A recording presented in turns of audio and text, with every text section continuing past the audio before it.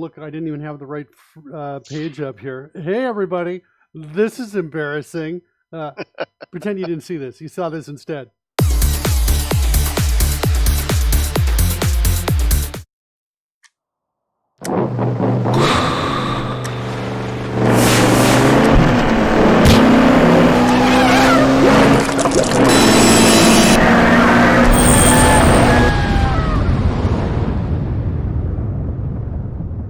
Rooster crowing always gets me in the mood to do the show. Rory, how you doing, buddy? I'm doing good, my friend. How are you? I'm okay. I don't know. I had a day where I messed up really badly yesterday for my wife's birthday. I was supposed to. There was a Zoom call that was supposed to happen. I was supposed to bring in one of her friends, but I mixed her up with another friend with the same name, and this morning I got this morning I got a text from my wife. Did Stephanie ask you about being in the call? And she texted. I go, yeah, she did. And then a little later, I'm like, wait a second. I go to look at my messages with the Stephanie I thought it was, and there's none there. Then I go back into my, instead of being in WhatsApp, I go back to my regular text messages, and it's her best friend from the States that I forgot about, not the one that lives locally. And so I'm like hanging my head in shame today, kids. I messed up. Aside from that, realizing what a complete mess up I was. I don't know. I'm okay. I guess I was okay spiritually until I figured until I unraveled the mystery of my own stupidity. That's the hardest part. Did you ever see a movie called Angel Heart, Rory? By the way, no, I've not seen that. I think Mickey Rourke is in it, and it's a movie from I want to say 20 years ago, but he plays a detective, and he's investigating a crime or a murder, as I recall. And the deeper he investigates, the more he sees connections with essentially the devil and satanic kinds of worshiping. And the more he investigates, the more he realizes that he's the one who did it. He done it. That was what happened to me this morning a little bit. I was like, oh man, it was all me who messed this up. Let's see. I'm going to go watch that. Yeah. That looks interesting. Yeah, it was really good. 1987, by the way, 33 years ago. Yeah, it has the word epiphany in it, and it was the first time I ever learned the word epiphany. I think one of the character names was Epiphany in it. Nice. Played by an actress, I think, I want to say Lisa Bonet, maybe? I think that's who it was. Yes. Yeah. So... Cool. Right. So I messed up. Hopefully I won't be messing up today. By the way, this is up here. My allviewers.json file was getting corrupted. I don't know why. It dropped down to 0 bytes, and then later I looked at it and it was back to full, but it was completely filled with 0 character, the 0 byte character. Oh, lovely. Yeah, and I'm like, what is my problem? What is causing this data to corrupt? So I added some checks on it, and hopefully we'll notice when that happens. I think it's happening on load. You could almost write a separate program, just stick a file watcher on that one file with a big alert every time anything changes. That's a great idea, Rory. We could do that because we're developers. That's the great thing about this, isn't it? We have the power. Yeah. No one else in the world would take the time to do that, but yeah. I did not finish checking my code from yesterday. We added an action queue yesterday. I know we did that. Let's see what else we got in here. That's all action queue. Let's just specify add action queue to queue up action shortcuts. Did you get as far as doing the dice entries as well as the shortcut entries? We started doing the dice entries. Okay. But we never sent them because we aren't supporting them. We never sent them down below. So that's kind of where we got to. So I think that was all we did yesterday. This is all looking like the support for the new queue. You say it's all we did, but we made the system better. It's more capable than it was before. You're right, buddy. Better architecture, better stuff. Okay, so here's where we come in, and now this code right here is actually kind of interesting. This is not code to support the queue. This is code to exploit the queue. So here we're checking to see, hey, if we just did a damage only roll, and we got a spell name, and we can get the spell, and it's a saving throw spell. Okay, then we're going to enqueue a saving throw spell, passing in the saving throw ability, the stop rolling data, and the player ID. That is our first use of it. Enqueue spell saving throw. Let's actually jump reads over pretty here. well as well, actually. You know, that does describe really nicely what the D&D player would want to be happening at that point. Yeah, there it is right there. Enqueue saving spell saving throw, and then in here we look at all the targeted creatures. We check to see all the targeted creatures, and we add a saving throw for them. That's what we're doing. I think that's literally where I left you, as I was yesterday. Okay. So you're. This is a scenario where you are attacking several targeted creatures, non-player characters, and you have to iterate through them and determine for only those that are targeted, add saving throws for what might be relevant. Yeah. This is why we had to have the damage type and things like that. Yes. And there's actually like a bunch of rules that are all going to be consulted in the process of calculating the right die and the right modifiers for a saving throw. So it's like it's a little bit like we're juggling like 5 balls right now, right? Like that. Oh yeah. So we check to see if we found any. If we have, then we continue to do this, and we actually go to the action queue, and we action queue a new die roll. Is what we do. So we kind of create the die roll just in case, and then we add the saving throw for it, and then if we've added anything on the die roll, then we're going to come down here, and we're going to set the saving throw threshold. That's one of the rules, and that gets it from the spell save DC for the spellcaster. And I'm throwing in the player ID there as well in that die roll. And I'm not sure if this is actually needed or not. I got a question in my mind about that. I don't know if that... I think we could skip that line and everything would still work the same. Then we're going to enqueue the die roll. All right, so I'm just going to add one little note here as well. So we added the action queue. Well, we also changed... What did we do? We created this right here, add shortcut to action queue function. Add shortcut to action queue function, tested for wild magic.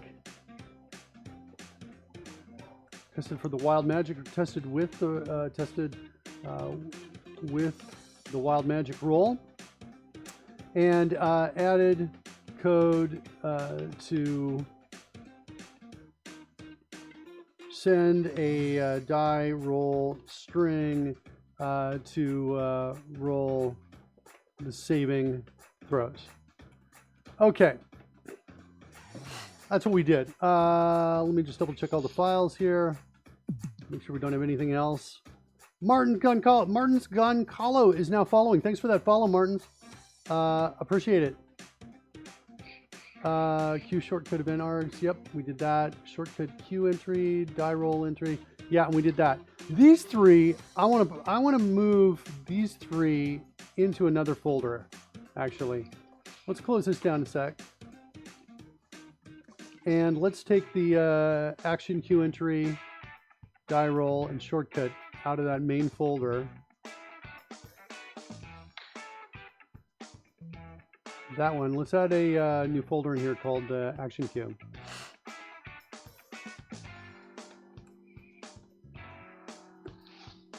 Get some organization here. So we had that one. We had die roll, Q entry right there, right behind Fred. And we had shortcut there.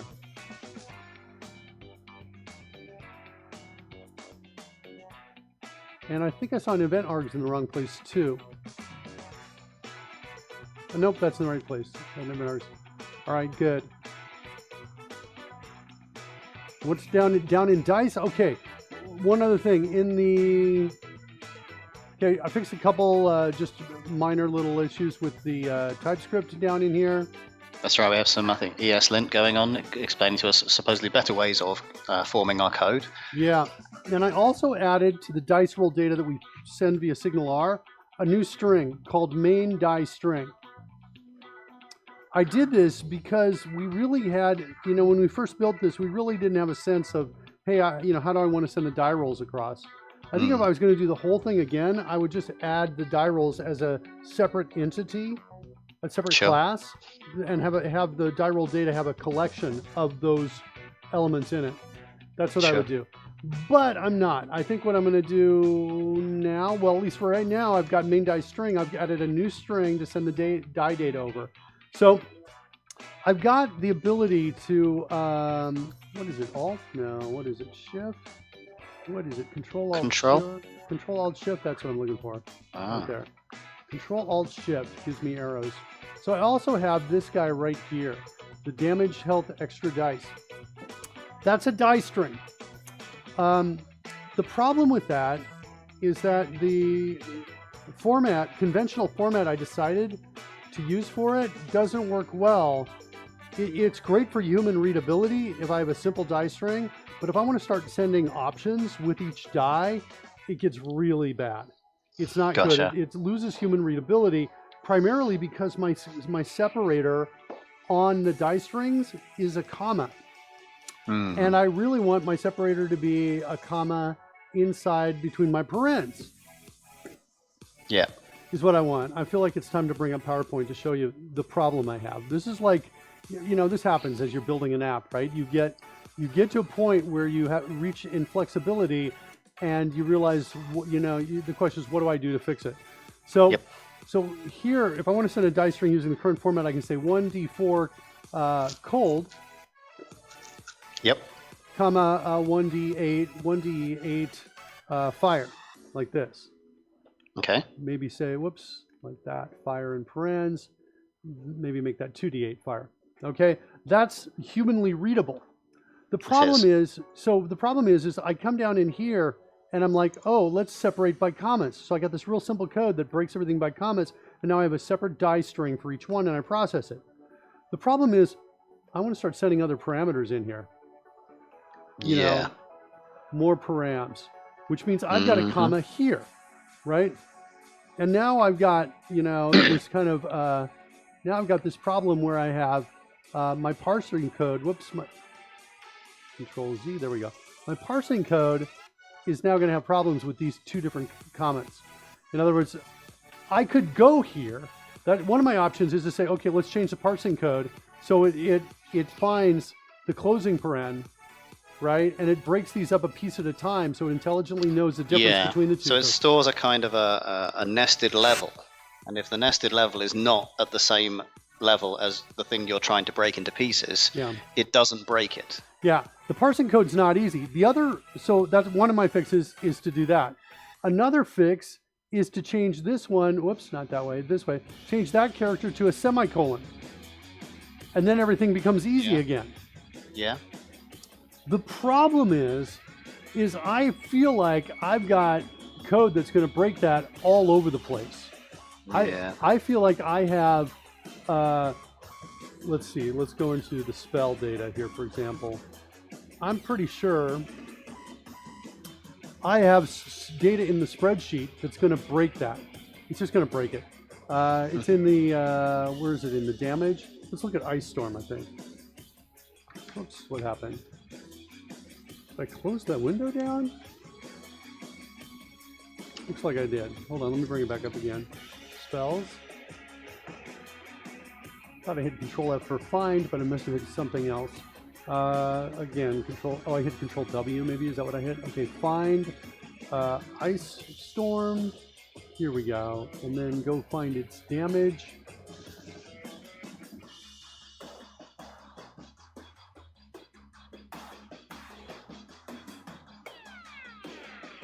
Here you go, right here. So I've got data in here that's got comma separated. So I'd have to condition this data. You'd have to find and modify all the data in order to use that semicolon strategy. This feels to me, this is kind of the instinct I always have in this sort of situation, is that there's probably a regular expression out there for it, but have I got the capacity to figure out what it should be? Yeah. It's like, because that stuff can get complex. I quite like the old code rush style of, well, okay, you could define, I'm not sure what you'd refer to the piercing and the bludgeoning as, but the sort of the effect, and you could do that as like a mini expression, and then you could say, well, okay, it's a XD number with optional effect, comma separated list of things, at which point the thing inside the effect, assuming you choose to call it that, would be considered a whole thing because it has the brackets around it. Yeah. But although I can sort of conceptualize that in my head, my regex just isn't good enough to figure out the specifics. Yeah, no, mine's not anywhere close to that either. Although I believe you're absolutely right. There's a regex that can totally get this, because regex, I think, has the ability to support the closing pieces, right? To find the closing. Well, maybe my regex is up to the par on this. I think I could get through it with a regex, but I'd want to do that. But I'm in TypeScript, and I don't know. I'm not sure what TypeScript support I have out there for that. JavaScript's got native regex. So I could hook this. So a couple options for solving this. I just kind of want to go through this. I kind of know where I'm going to go on this to let you know this, but I was going to kind of thought it would be good to run through the options here. Let's do this. So I got a couple options. One of the options is to condition the data on read from the old data on read from, you're not going to like where I want to go. I think you're not. Nobody's going to like it. You're going to be like, oh, Mark, really? Condition on the data on read from the spreadsheets and test cases. Yikes. To change the comma separator to a semicolon. See, I sort of like it and I sort of don't, because and pray. On the one hand, you've got a nice and pray. I like that. You've got basically you're suggesting you upgrade the data as you read it, and then probably just write it back after the fact, so you don't have to later on.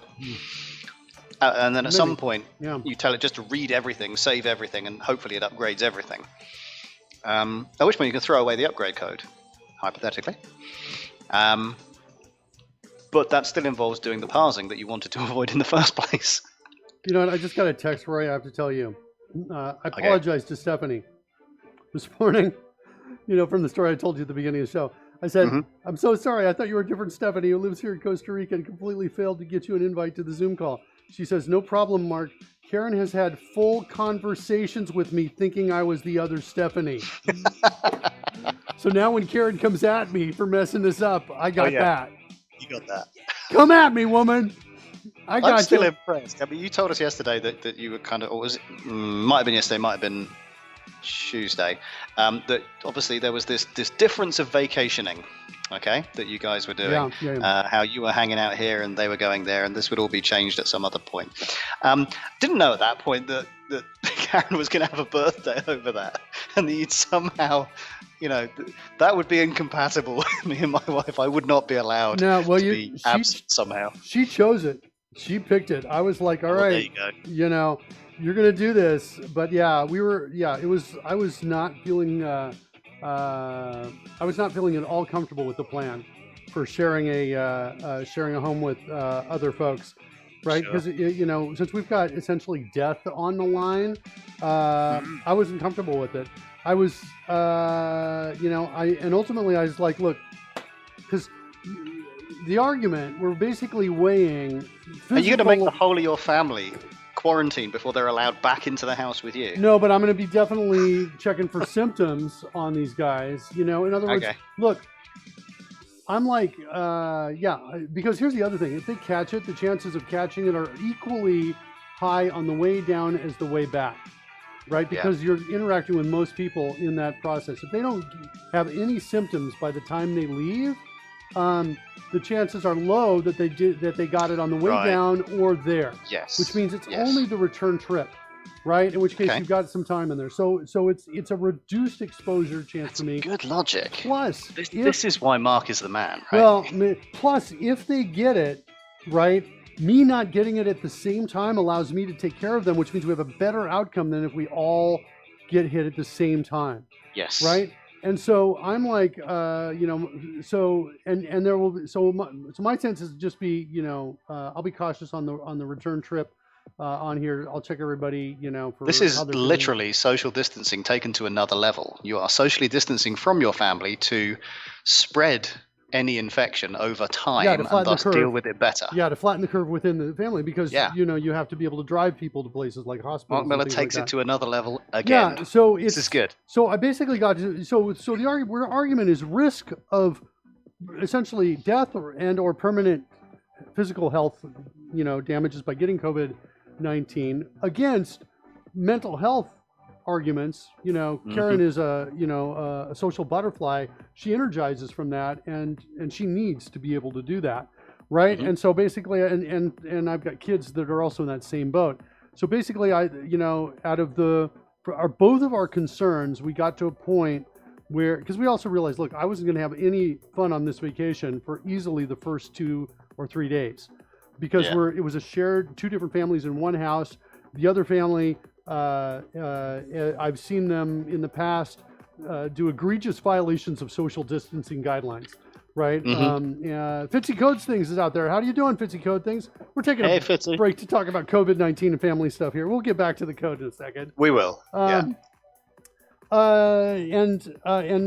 so I was super worried about that. And so I knew I was going to be worried about that. It wasn't going to be a vacation for me, although I miss my family like crazy. I wish I was there with them. I'm going to do something separate coming up here in a few weeks with Karen, and then I'll spend time with the kids here as well. We've got projects we're going to work on. My youngest daughter wants to be an actress, and so because I think you have a sense of us, Roy. We kind of do over the top kinds of projects here. You're an amazing bunch of people, I have to say. And I went to film school. I've studied movies, all of that stuff. 70% are sending their kids back to school with max optional. Oh my God, Fitzy Codes Things. Yeah, I would not do that. I would be like homeschooling those kids like crazy. That's what we're going to do that here, by the way. If we're not convinced that it's below, Cody Gorilla. We saw Cody Gorilla last night on Dragon Hubbard.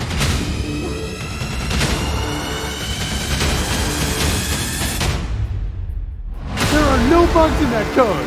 I just want to say, I've verified that every time I see that code going by. There are no bugs in Coding Gorilla's code over there. Yo, Coding Gorilla, where is everyone? I don't know. Are you saying because oh my God, we only have one? Do we really only have one? I've noticed this is later. No, we got like 3 out there. I don't know where everybody is.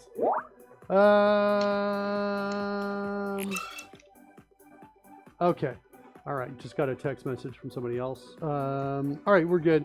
So anyway, we're just talking about family stuff. We're balancing the everything. And I was talking about my daughter. We're gonna make a movie scene with her. Cool. And I'm actually kind of excited for it because it's going to be a fight scene, which are not easy to do, right? Our goal is to make the fight scene look as good as, I don't know if you ever saw this movie, Rory. Did you ever see a movie called Kick-Ass? No, okay. I missed that one. Kick-Ass is an ultra-violent movie about a bunch of superheroes with no superpowers. Bunch of kids who don masked vigilantes. Yeah, masked vigilantes, and they kick butt is what they do. And so there's a scene in there where this girl, I think younger than my daughter, goes in and she just kicks the butts of like, I think 13 guys down a hallway. And she's doing sideways wall walks up along the side. She's doing flips, taking them out like crazy. They've all got guns, and she's got like a knife or something like that to take them all out.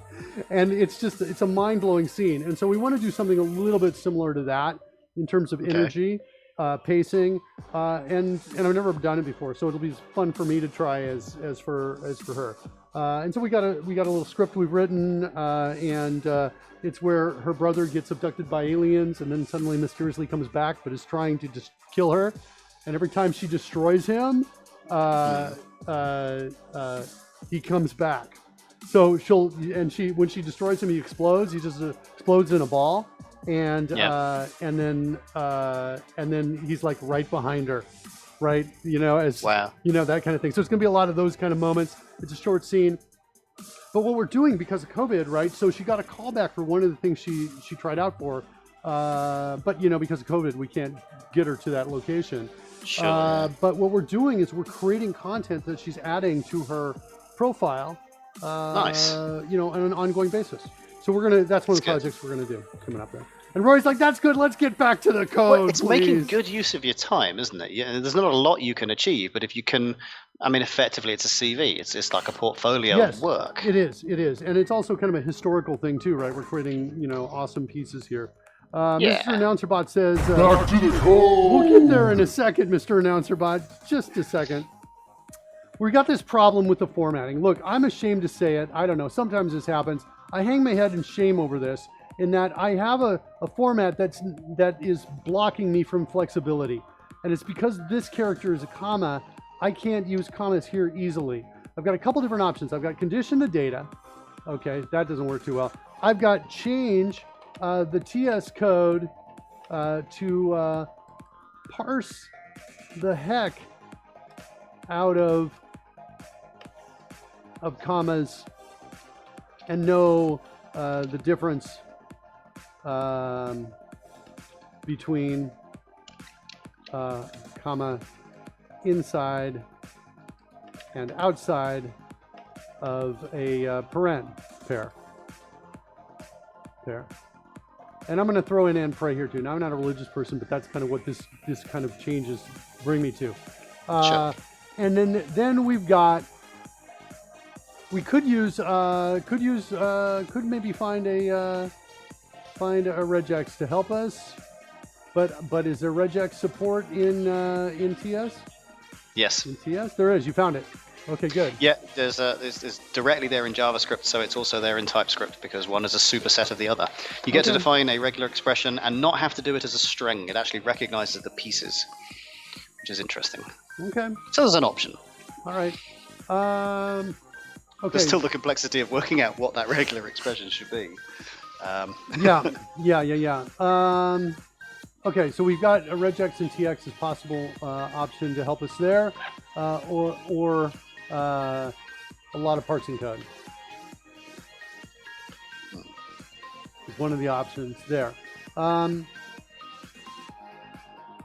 Change the die encoding format to object structure, kind of a hierarchy or a list of die roll objects, something like that. This is what we should do, but I don't think I'm going to do it. This is why I think you're going to hate it. What we do. Okay. This is the thing I'm going to do, and this is what I decided. Add a completely separate die string with the new format.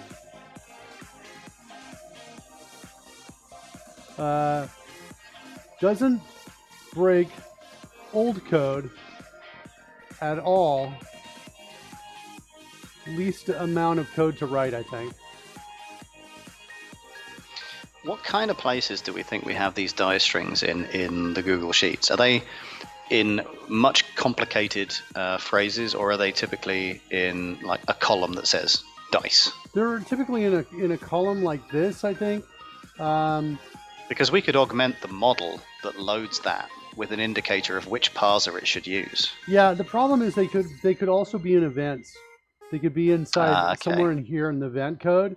It's like it's really It's would take D&D. a lot of It's gonna be everywhere. Here's an D&D example. without dice is gonna be pretty hard to do. Yeah. So here's an example right here. So look at what we're Wow. doing here. This is when I realized I started having the problem. I used, look at this. The colon is the separator, right there. Mm-hmm. Yeah, you can tell that there's a problem when I was, this is my first hint that I had a problem. Yep. Right? So force magic reserves, this is what's going on here. So this is going to, I think, be a special die label for it, is what I think. That's the kind of damage. This is the label for that. Die. It's a mess. I say this is what we should do, but this is also going to involve a lot of, but involves a lot of code changes, and I think it's high risk. Yeah. And I think it's high risk. Because we're sending strings. We've got literally, I would say, hundreds, if not maybe about 100 different die roll calls that we've already put in here. Actually, no, it's got to be more than that. There are hundreds of existing working die roll calls. Mm-hmm. And so that is worrisome to me. So I'm going to go with this because I'm prioritizing safety here. Okay. Prioritizing safety and not breaking any old code. That's where we're going to go. Okay. Yeah, I actually decided that, I think, this morning. And last night when I wrote the code, or yesterday when we wrote the code, I was thinking it. Because over here when we're checking in, I added this main die string, right? So I was kind of like, I was leaning in this direction yesterday. So that's what I'm doing. At some point, I might upgrade main die string to this, right? In other words, with the die roll objects could be a representation of what's in main die string, and we send that across instead. So we don't do any parsing on the TypeScript side. We instead just add the dice up. But I'm gonna do the parsing because I also like the human readability of it. I also think I'm gonna change or create a new function for roll the dice that's gonna take the new string. Is what I think I'm gonna do, so that we can have that in there. Okay. That is so that's it. Our check-in is there. Let's stage all of that and push changes immediately and commit. So that is what we're going to do. Okay. Do I have the second one up? Looks like I don't. Let's open up the overlays only solution. Let's get to the D&D app. Make sure we're sending it down. I'm not sure we're actually sending it down. We've got action queue in queue. Where's our DQ? There, execute action. Here it is. Here's our breakpoint. Okay, so here's where we need to actually roll the dice. All right, so we got a breakpoint. Let's run it.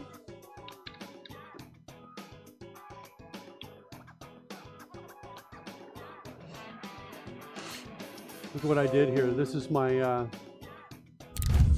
protection right here. If we ever load it, this message comes out in the console, so I can hopefully get my attention. Is there? I wonder if there's a way to make a beep sound that I could hear as well. Interesting. Is there a console beep? Well, we do play sound, like music. You could switch to a particularly, I don't know, a siren of some kind. Yeah. There's a console.beep. Let's do that. Look at that. I'll take it. Beep. Let's also saw the background color.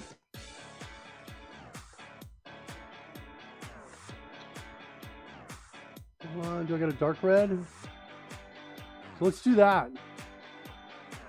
So we're going to totally get our attention when this happens. Just realized Dropbox is enabled. Let me shut that down. I think I got a dog. Hold on a second. I got a dog at the door. I'm going to go let it in. I will be back in a second. You want to come in? You're not looking very enthusiastic about coming in for all that whining. All right. Getting my earphones on.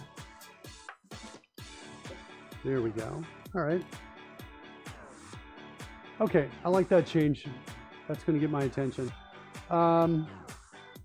Let's initialize player data. So to make this work, we need to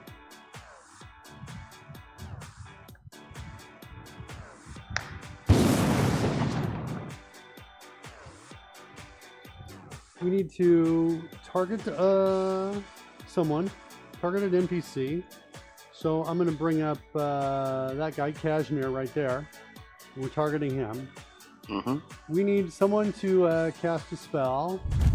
I got Fireball. Wait, it's Fireball. Yep, that's what I want. It's a saving throw, a dexterity saving throw. And so we're going to roll damage. My spell save DC is in the upper corner there to the left of Kashmir, sorry. Right over there to the left of the mouse, right there. You can see it peeking through there. So that's 15. 8d6 dice. It's dexterity saving throw. That's what we should see here. So one other thing, if we bring up Frost Giants,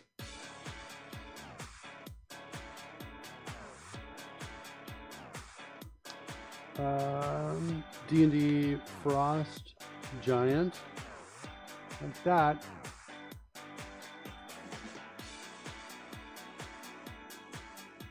You should see saving throws gets no benefit on that.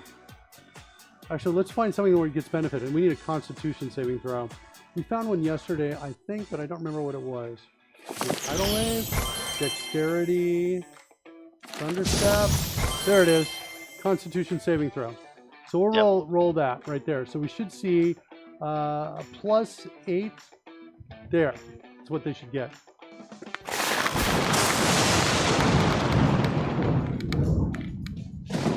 Should get our breakpoint soon.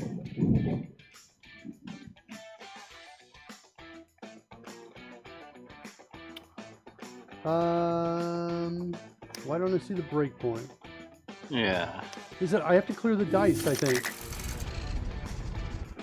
That's why. We can't execute it. There. We just got the breakpoint. Okay. Okay. Give me a test close, Rory, so we can see that. There you go. Thanks so much. All right, so there's the breakpoint. Yeah, that totally makes sense, right? So we're waiting for the die to be cleared. It's in the queue, just waiting. Die are cleared, and then we're saying, okay, let's do it. Here's what we have. We have coming in here. We have. I've got a die string. Okay, so we built the die string. The D20 has got a label, and there's the +8. The saving throw threshold is a 15. Okay. Player ID, that's me, the spellcaster. Yep. And these being -1s mean it doesn't have to beat those. It only has to beat the saving throw threshold. Okay, so now what we can do is this. We can say,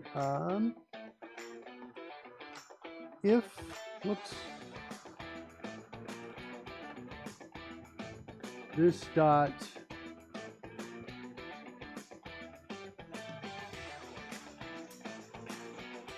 we don't know. Wait, do we know? We don't know what kind of roll it is.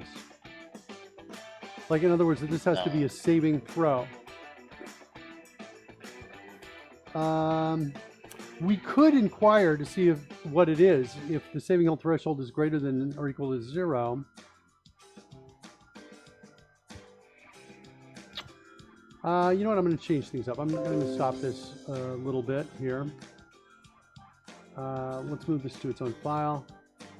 Wait, why can't I do it? Oh, because I'm here. It's in the same name. Let's move this to its own file.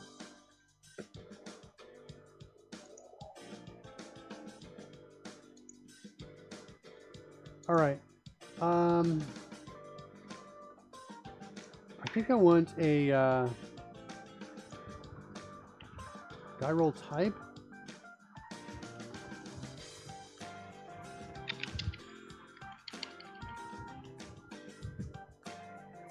We had something as die roll type.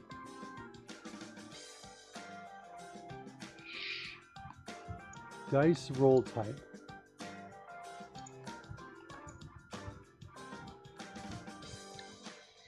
And I think I want to say roll type like that. And we'll initialize that to none. No. None. I also want to change these to min value. Like that.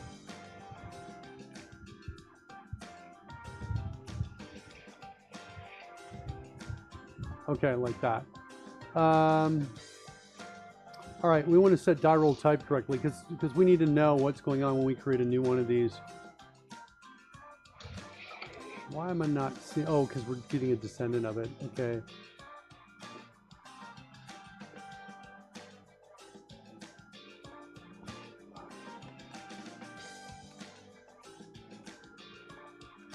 Okay, so we'll set that there. And I think that might be it. That's all we need to do now. All right, so let's run it again.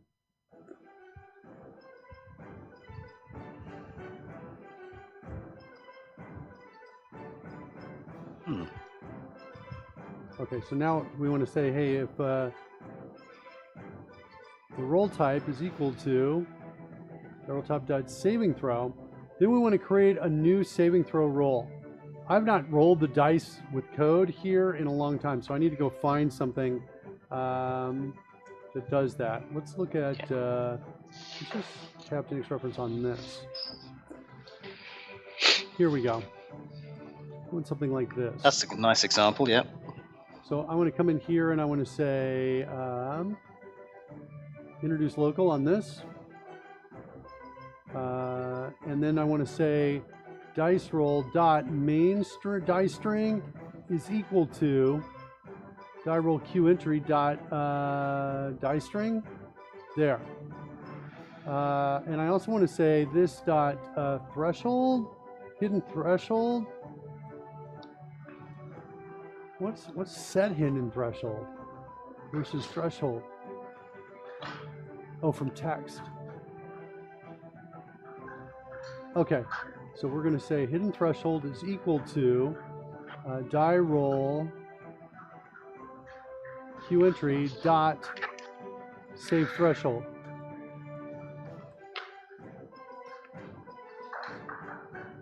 I wonder if we only need one of these. In other words, I had added 3 because I thought these were 3 different things. Yeah. Let's get rid of these 2. And let's rename this hidden threshold. This is the number they have to roll higher than for it to be a success. Yeah. Or a fail. And then we say roll the dice and pass it in. All right, so that's what we want to do. Let's run that. Let's also go to our dice roller.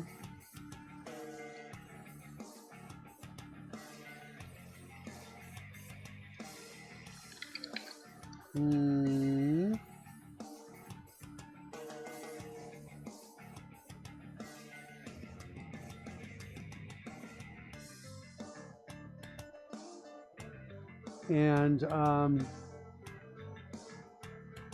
go look for main die. Come on, it should be in here. Is it in layer? Dice layer? What are these problems here? Oh, they're all use let or const instead. Oh, interesting. All right, I can do that.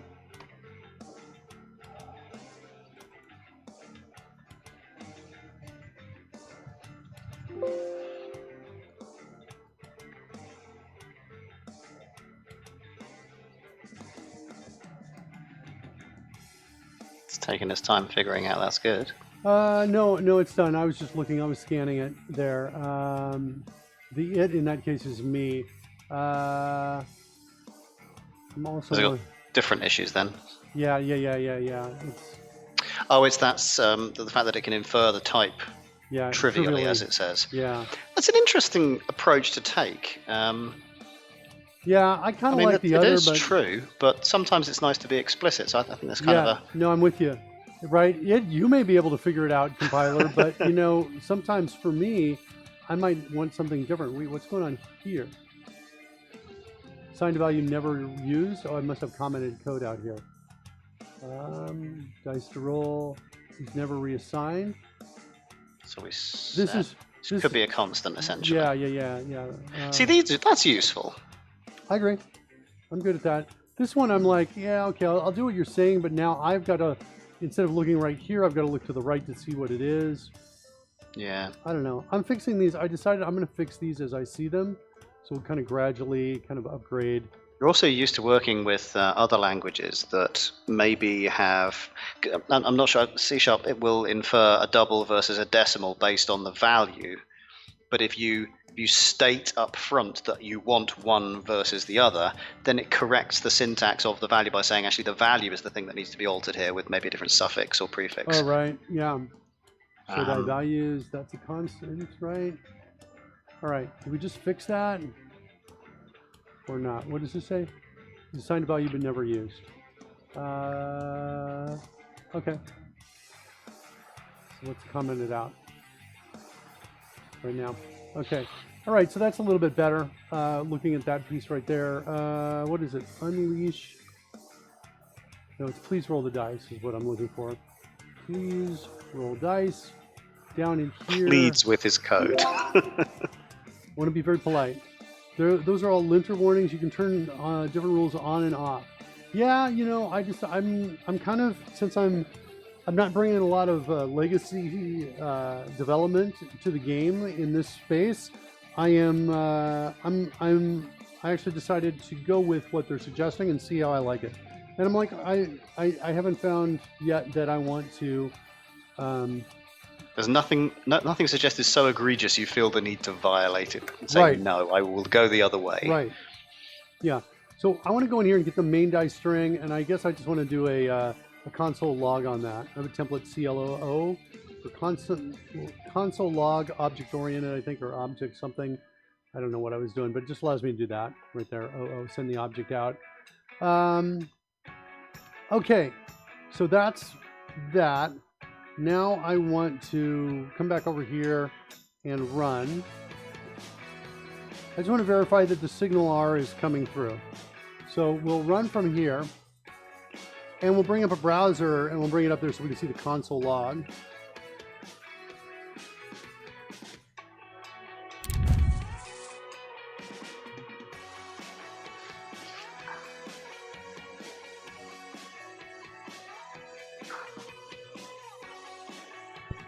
Applies player data.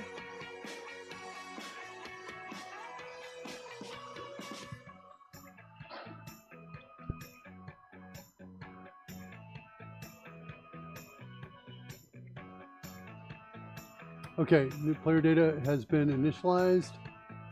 We're over here, let's inspect. And let's do the same thing. We're going to come over here. We're going to cast Thunderstep. I'm going to hide the scroll. I'm going to roll the damage.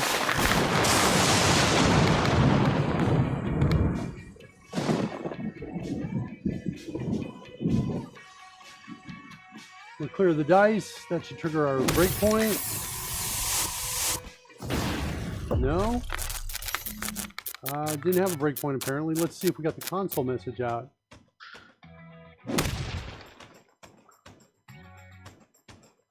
Dice roll data is there. Oh, there's main string right there. It's null. Okay, I think I forgot to set it. All right, we'll fix that. Yeah, I didn't set it here. Oh no, wait, I set it to dice string there. Yeah, I sort of thought you did. Let's go see what dice string is. Maybe I'm wrong about that. And a breakpoint didn't hit. Huh. What?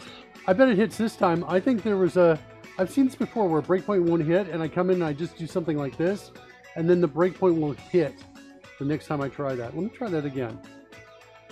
Thunderstep. Roll the damage.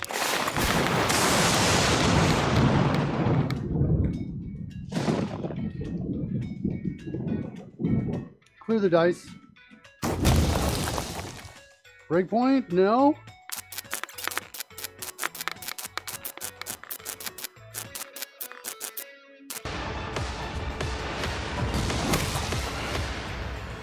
I didn't see the 1. Where's the 1? I didn't see a 1 either. Was this, what, 7 or 13? Yeah, was there... Interesting, we got a breakpoint here because of the exception running. Yeah, I'm like, I'm a little bit confused. So why we're not seeing that breakpoint? How is this code executing that we're rolling the dice on that? I don't know. I guess I can start throwing breakpoints here, back our way up out of here. DQ next action. That should be coming in every 2 seconds. I should see a breakpoint by now. Check axing Q. Yeah, that's coming from here. Oh, did I not start the timer though? That may be true. I may not have ever started the timer. I think I remembered yesterday I needed to do that and I didn't do it. Let me kill this second. We're going to restart this and try one more time. I'm not exactly sure what's going on. Actually, let's do all this other work and then let's start the timer. Let's do it at the end. Okay.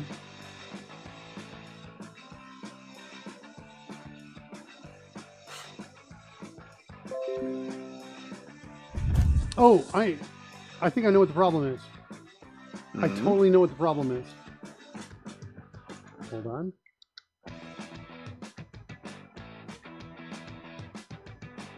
Wait, a breakpoint? What's going on here? Ah, we are. Yeah. Okay. Yeah, I know what the problem is. I'll show you. Found any is false. We're not getting into here because found any is false. We have no targets that we've set up. Oh, of course. Okay. So let me explain that. So even though Cashmere's got a target drawn above him, that's false because we've restarted things. So if I, for example, hide him and then show him, there's the hide. Well, the hide actually turned into a show. Right there, I hit the button once. One more time, it'll go away and come back. It's because the data was interrupted in one state, and then we restarted it, and the data in the restart had a different state. In other words, he wasn't targeted. But down below where we're showing things, our last command was to show it, so he was targeted down below, but not above. That's what's going on. So now he's targeted. All right. Let me do that.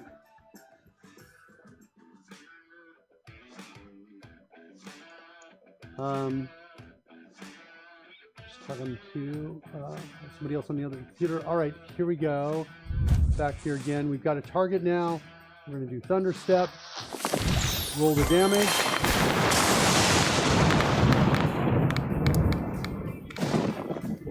Clear the dice. Now we should get the breakpoint.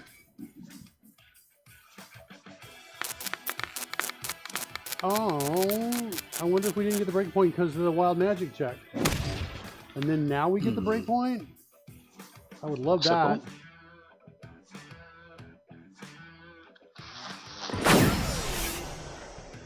No? All right. Apparently not. We had some presumptions that this was all going to be working and not working. Let's go back. Let's go find that code that has found any. Let's set a breakpoint here.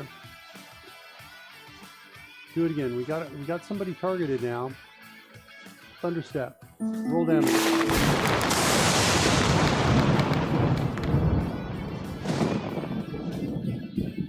Okay, what do we got here? Set a breakpoint here, and run. No creatures are targeted.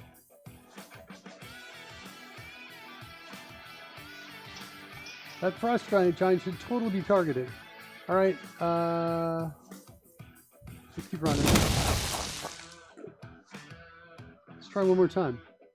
I want to hit the buttons. Okay, this is... So we did get execute action here for the wild magic rolls. That showed up there. Try again. Target 1 off. Oh, wow, I hit it and it didn't go off. Off now. On again. I'm thinking the targeting information is interesting. Okay. I think it may need, when I close one app, I need something to sync up all of the targeting data is what I think. So I think he's targeted now. Let's see if it's any different or any better here. Thunderstep, level 4, roll the damage.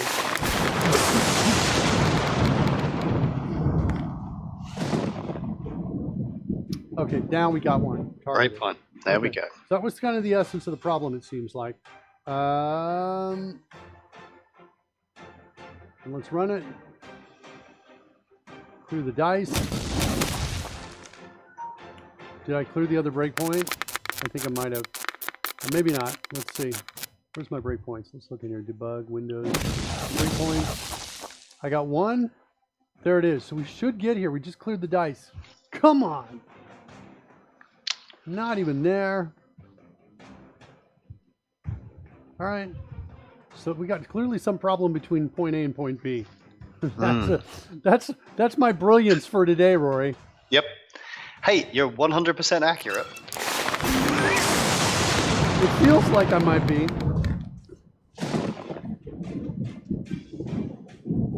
All right. Spell saving throw Q entry. What's going on?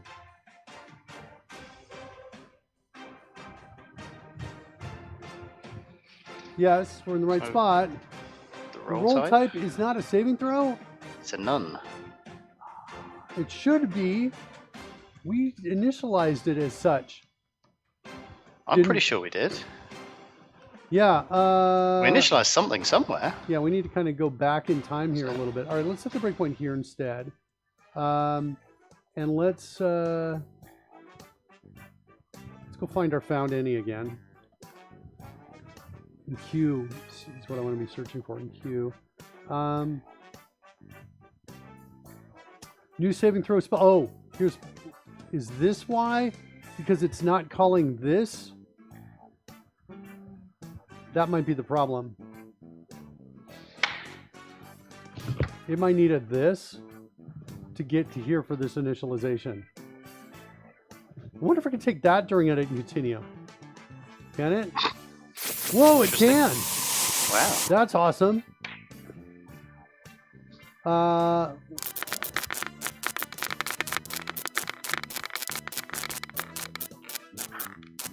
want to set a breakpoint here and here. There's a 1.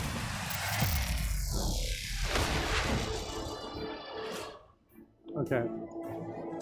All right, one more time. Clear the dice.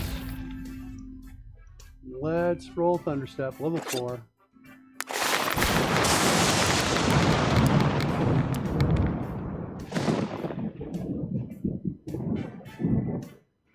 Okay, we're getting here now. Interesting. I had a breakpoint here, but this code executed first. I think after I hit run, we're going to see this breakpoint down here. Yeah, look at that. Okay. So we couldn't, I was thinking we'd stop there first, but no. I wonder if that means I could set a breakpoint there. I think I can. That's a little crazy. That's a little weird, but sure. Because I can't set one here. That's all actually kind of crazy and awesome. I love that. Good job, Visual Studio team. Now we got a saving throw. Okay, cool. So that's all it was. We just mean we're missing a call to this there. Here we go. There we go. Now we got a main string. Now let's send it down. It's a spell saving throw Q entry. We got another one, Thunderstep. I'm not sure why we got a second one in there. Need to double check that if we're actually calling 2 of those in there. None saving throw. All right. So fail. Okay. So that was below the 15. So interesting. Okay, let's go check. Here's what we want to do. All of that is to check to see if our data main string came down with something non-null. And it did. Right there. right there. Yep. Okay. There it is. So now we've got the main dice string. Let's go in. Let's create a new document for this. I'm going to call this D&D die string format. And let's do a couple things here. So it's going to be a semicolon separates multiple roles. Okay. Commas separate parameters to a role.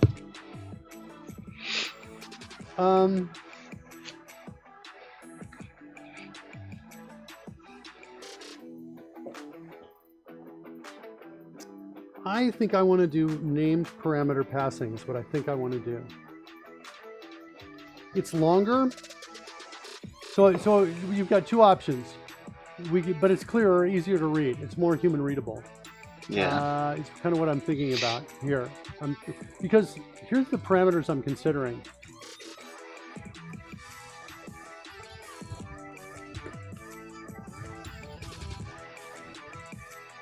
I'm a boarding course. I'm about to abort a boarding course.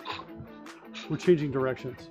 Okay. Yeah, I've decided this is it's okay. We'll be okay. We'll be good. Yeah, let's do this. Let's go down to the core. I got something here called dice. I got a dice roll. What's in my dice roll?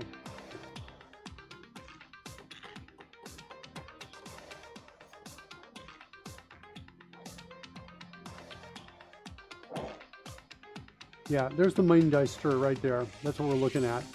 I'm going to change this into an object of a list of objects is what I'm going to do. We're not going to deal with this main dice string anymore. No? No, we're not. We're going to instead create a dice DTO. That's where I'm going. All right, so here we go. Dice DTO. By the way, I don't know if I've mentioned this or not, but during the show we are dog fooding and We are. because we're using it's easy to make changes at any time to the spec. So that's what we're doing to do that. So we are going to come in here and we're going to, and instead of passing a string that's going to be human readable, I've decided since this is built in code primarily anyway, I don't need that. So what I'm going to do instead is we're going to, this is going to be my dice DTO, and then down here I'm going to have a new list of dice DTOs here. So we're going to just call this dice DTOs, maybe? Like that. Okay? That'll get the data down there. So what do we want? We want a quantity, we want a number of sides, and we need some attributes such as, cold or... Yeah. So here we like go. Number? No, this is going to be quantity. I think you're right. Quantity. Sides. We need a label, which is so much easier, right, to do it this way. So now we don't have to do this stupid document. Yeah. That's, by the way, something I discovered like 30 years ago. If you as a developer have to write your own documentation, you realize you can fix things so they're easier to explain and often fix them in less time than it takes for a single person to document it. Yeah. Right? So that happened to me a long time ago. I wrote a manual for a product I wrote. And I got to a point where I was like, oh, I'm going to have to explain this in 5 pages. That's going to take me several hours to write that. Or I could just fix it so it's easier to explain and save myself 4 hours. Fix it in an hour or less and save myself 4 hours of work. So, yeah. What does that they say? Make it as simple as possible and no simpler. In other words, you should make it so it's obvious. You put on some pants, Michael Jolly. I look up. He's in the house. I see the underside of your taco, buddy. Put on some pants. You can't go flying by me without pants. Get some pants on. Or leave it alone for job security. Bald bearded builder. Don't be whispering in my ear like that.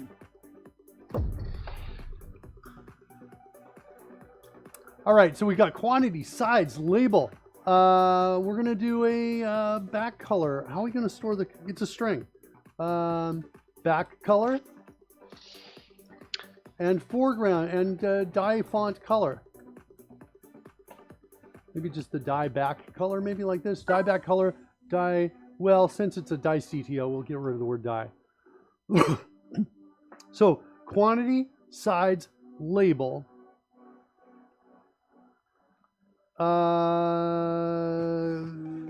effect string, maybe.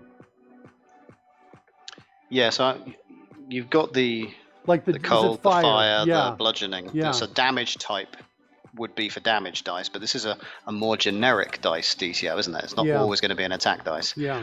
So these are sort of qualities. Are you going to allow for more than one? I'm not sure if this is... Yeah, no, I think you're right. Because we had comma separated, didn't we? It was a list of qualities almost. I'm not sure what the value... It's almost a dictionary of values. I'm not sure how they go over the wire, though, because you've got the name and the value. I'm not really sure about this yet. You know, let's comment this out for now. But there's also trailing effects as well that we can do, right? What do I have that can demonstrate that? Oh, I do. Am I at I'm just not running? I see. Okay, I can demonstrate that later. Okay, so we're going to create the dice DTO. This is going to be here. Let's make that a property. Let's put this here. Okay, we're going to get rid of main dice string. We're going to change it to dice DTO. And we're going to take this.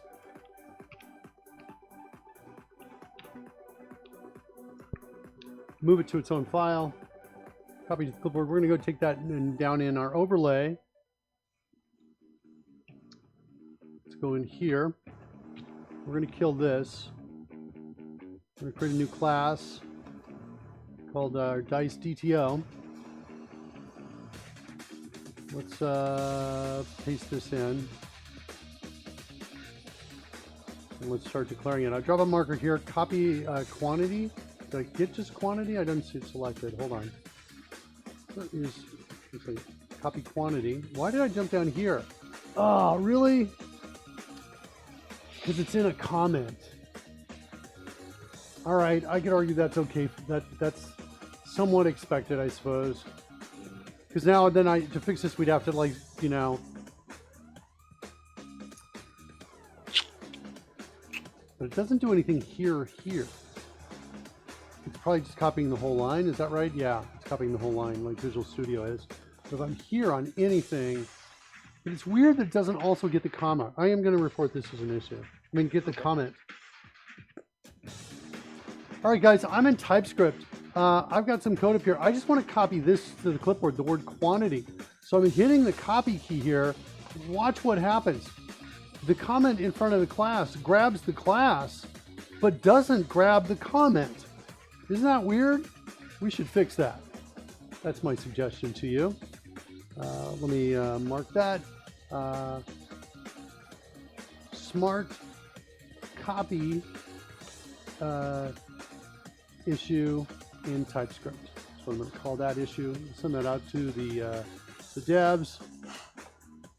Hardworking devs at DevExpress. They're going to work to make a better product for you. Indeed. Thanks, Mr. AnnouncerBot, for your help on that. Do I have a Mr. AnnouncerBot saying you're welcome? I don't know if I do or not.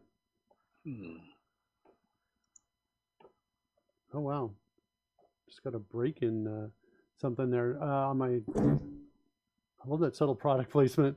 It's subtle. What's going on here? We just lost music.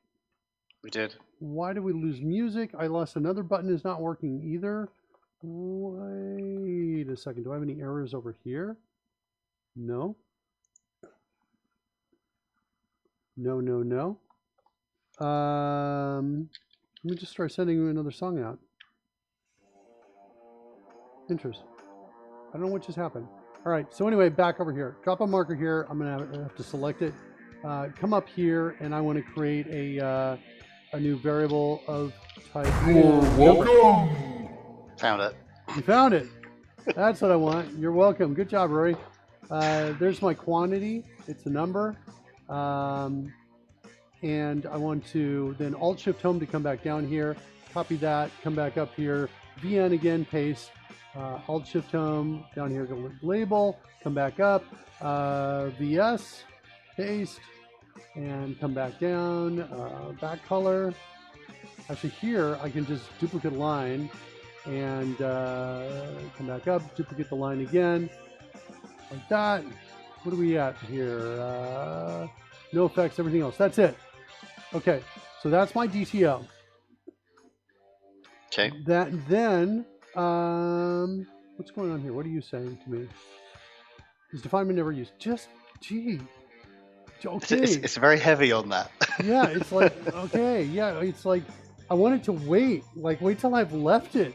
Wait till I've left it and come back, right? Or at least maybe use something different here, like use de-emphasis rather.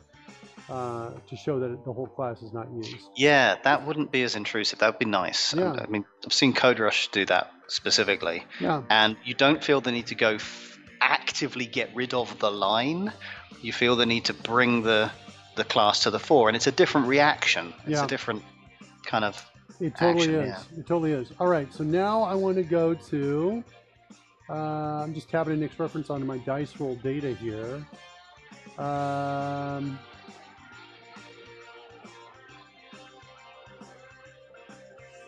Let's just go to please roll dice, actually.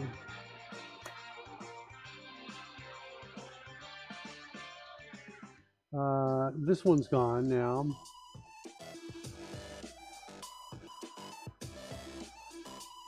And we need this dice DTOs. It's going to be an array of dice DTO, like that.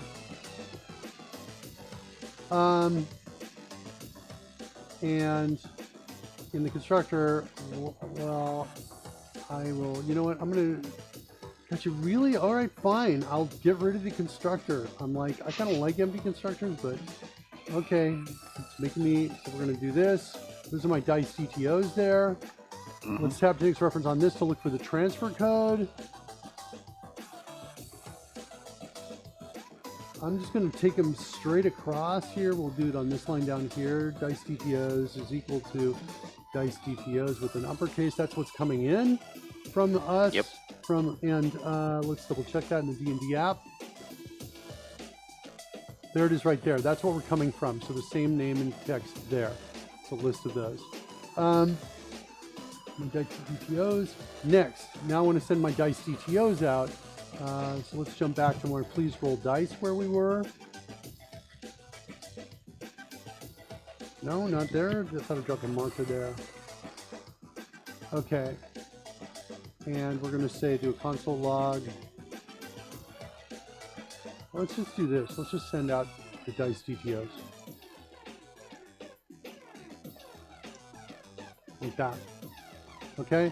So we're going to do that now. We'll check the data. So that's our abort course. And I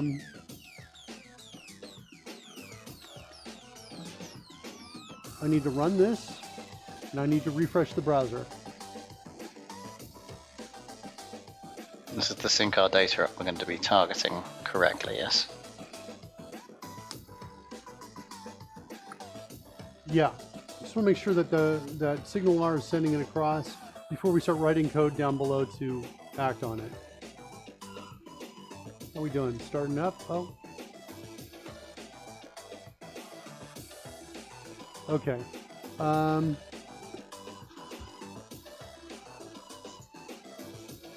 Okay. This thing needs to have a property that's a list of the dice DTOs. Like that. Actually, I want it to be auto-implemented property. Dice DTOs, like that. And it's going to have a list, actually, sorry, of dice DTO, like that. And we're going to create a new instance of it. Okay, so now, Is there a mainstream? I think there's, if we build, we're going to find the error, the code that tries to access the old mainster. Mm-hmm. Oh, the dicer is what we're looking for. So dicer is still there. Okay, that's why we didn't get where I thought we were going to go.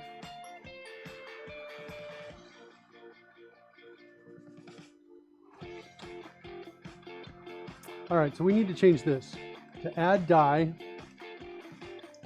add dice,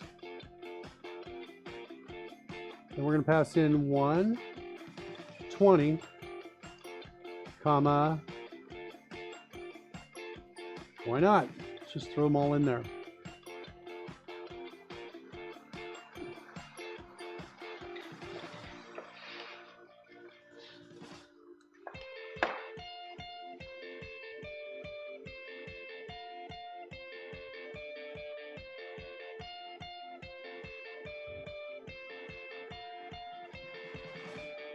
Get rid of this.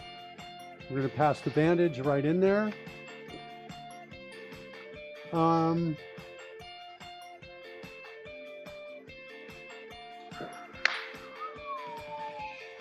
We need to pass. We need to include. We need to include vantage over here.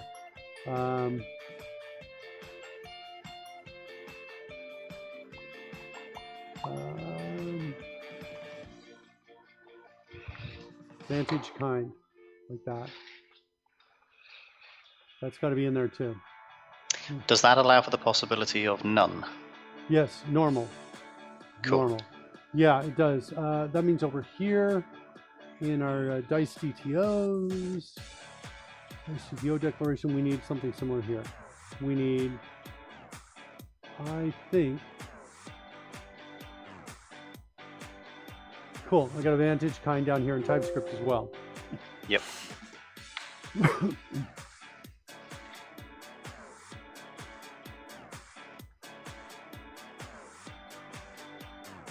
Okay, let's get back to where we were here. Okay, so there's my vantage going in. And we don't need that anymore. All right, so now let's go declare that. Value 1 is going to be the quantity. Yep. Value 2 is going to be the sides. That should be the label, modifier, and the vantage. And I'm going to throw 2 more back color and dye color. Good time, Rory? Is it ever? It's always a great time for pudding. I love pudding. Oh, pudding. Fitzy Codes thing says, I need to look into TS one of these days. I just hate JavaScript so much. Fitzy, I moved over with Rory to TypeScript from JavaScript early on in this show. Based on the behest and request. We did just enough work on this project to make it obvious when we switched to TypeScript that it was a good idea to do so. Yeah. It was kind of like we needed some legacy code in place first, and then we did the transition. It was good. Yeah. Pudding was on last night, by the way, and showed up on the Dragon Humper show. By the way, if you're wondering what we're doing with all the D&D stuff, it's for this show out on. Oh wow, look at that! It's not coming up. Didn't work. That's weird. Do I have control that way? I don't have control that way either. Is that because I'm running a second overlay? I wonder if that's why. Am I running? I'm not. Some things work. We get test wave and we get drones. Drones are working.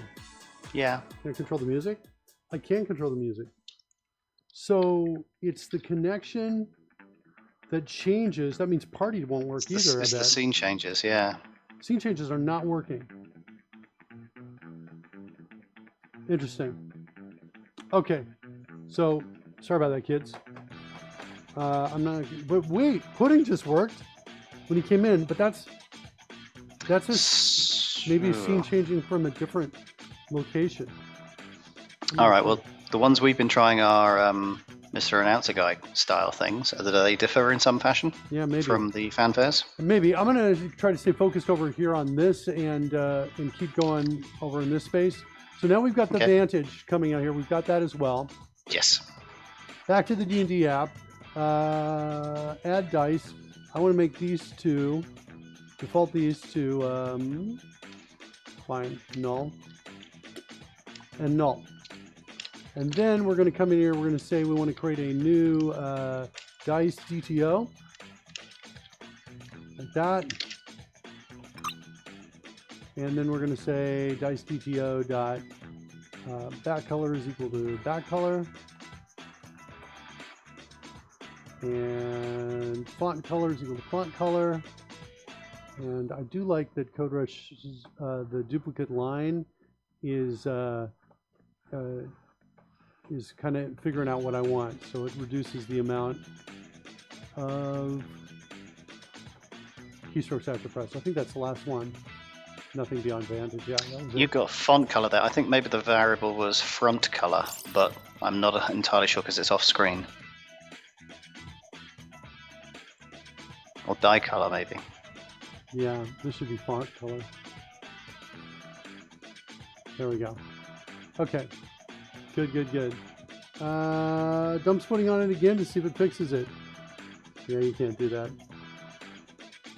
I don't think it broke the bot. I don't know what's happening, to be honest. All right, so there's my DTO.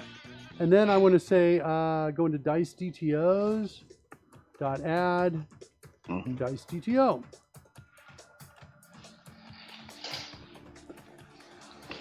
Okay.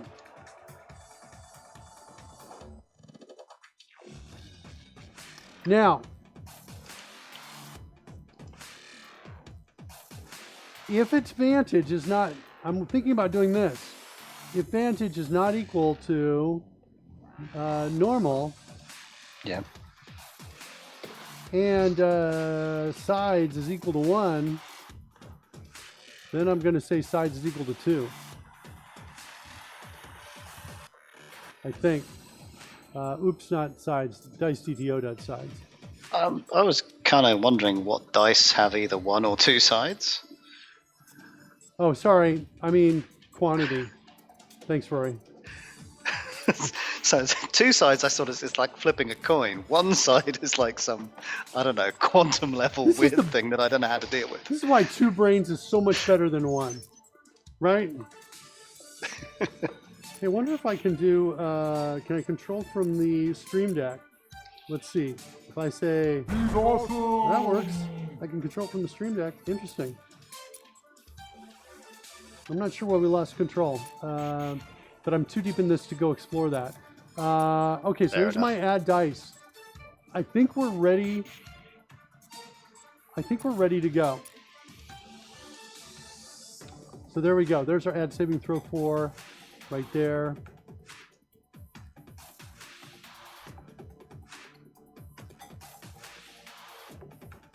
All right, dice DTOs.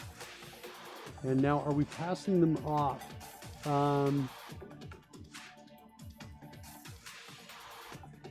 We're not. There should be one more reference to this, and I'm not seeing it. Why is that?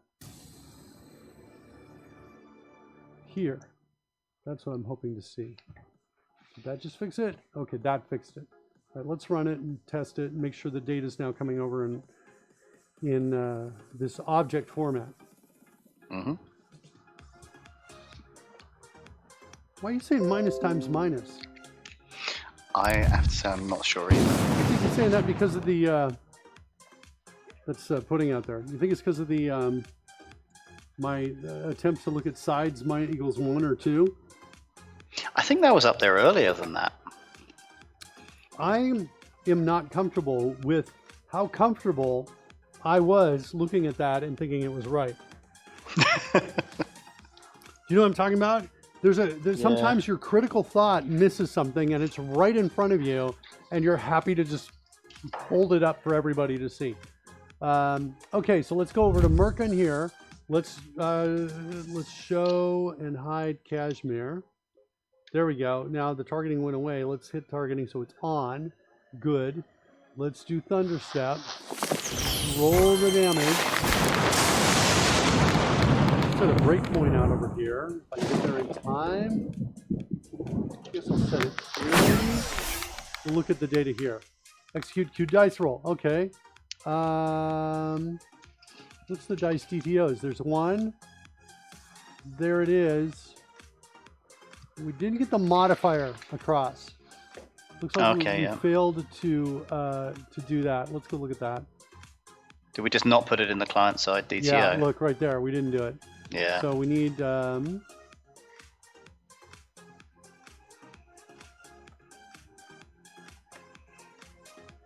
modifier is not in it. See, that's it. I think we didn't build it either. Okay. Because otherwise you'd have had a value in there, albeit maybe null, when we looked in the quick watch. All right. So, oh, it's a double? Why are you a double? Why are you a double modifier? Get saving throw modifier.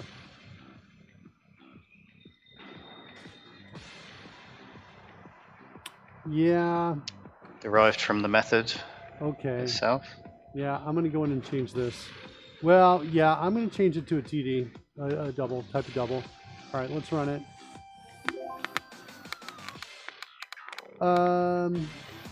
The breakpoint again. Where were we?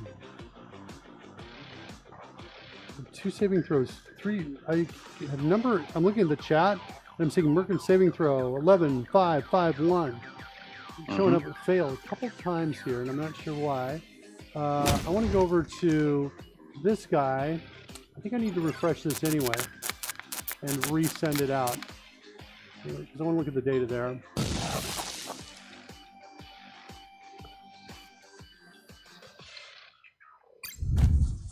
Okay, and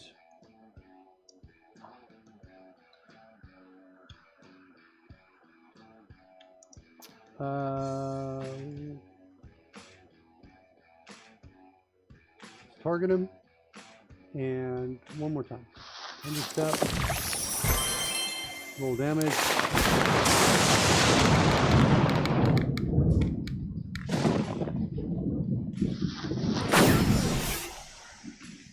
If not found. That's I didn't continue. I'm restarting it. Right. Yeah. Edit continues so good in so many circumstances, but when you ask it to accept the changes to its reality, it can't always keep up with all of them. Yeah. I'm like too many people on this planet, I think. All right. Got an initialization. There we go. That's done.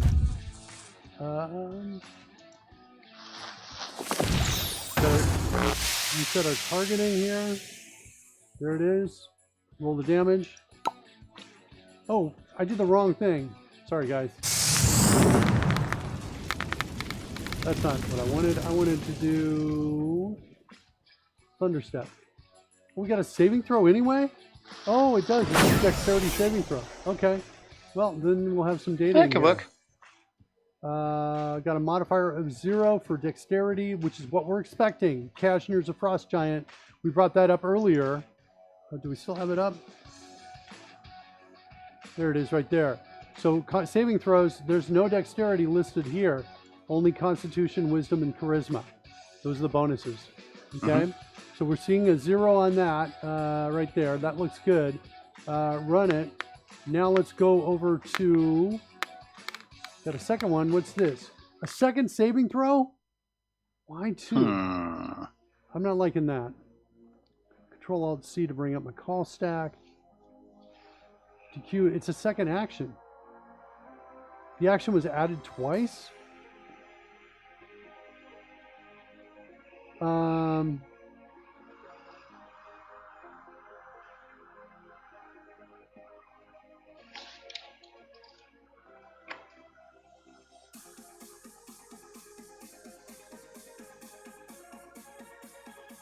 Let's look at our in queue here. We've got one here. I want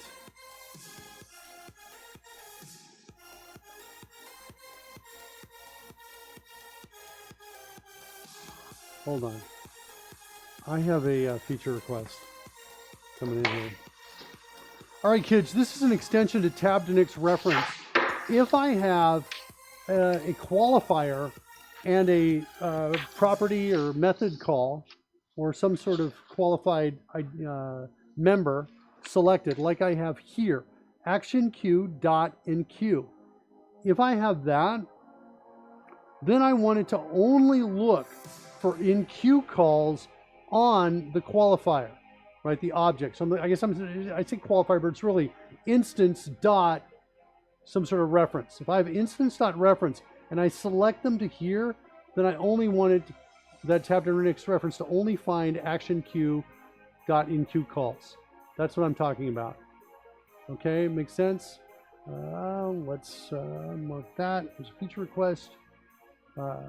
Tab to next reference. Limit scope to instance dot ref calls.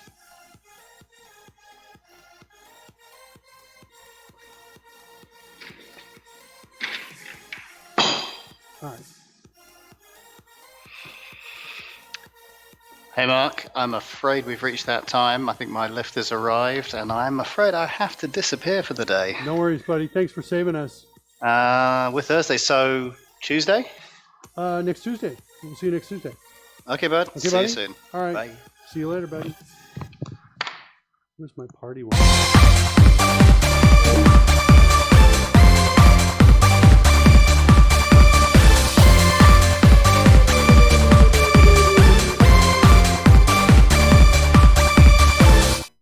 There's a reason it's only, shoulders up for this shot here, because my moves below, they would knock you folks out.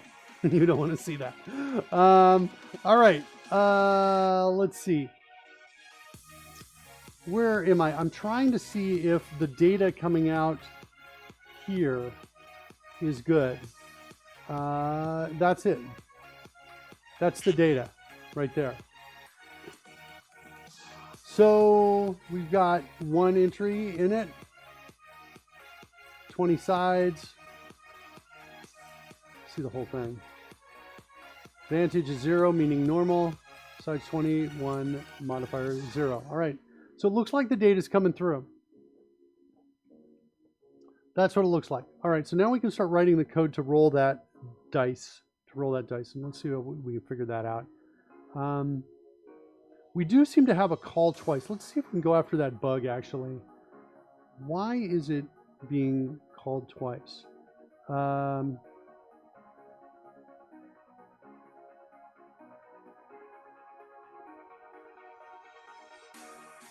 NQ saving spell. Let's just see if we get a simple hit on this twice.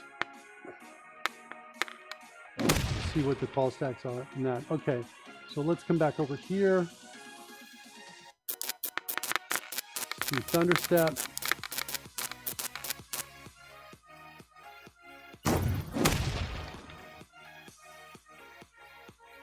Roll the damage.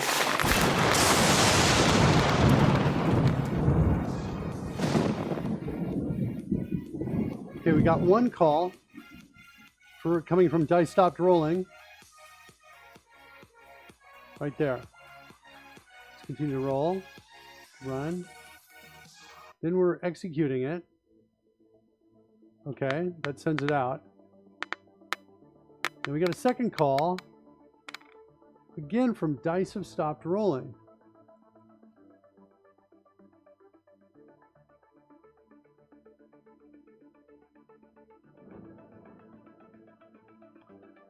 So we get two messages that dice have stopped rolling, or is it from two different rolls?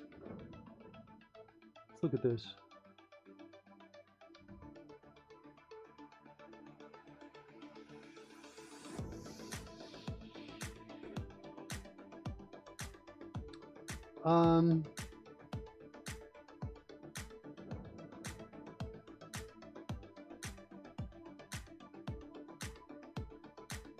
I wonder if we're getting two different dice stop rolling with the. Let's take this breakpoint here.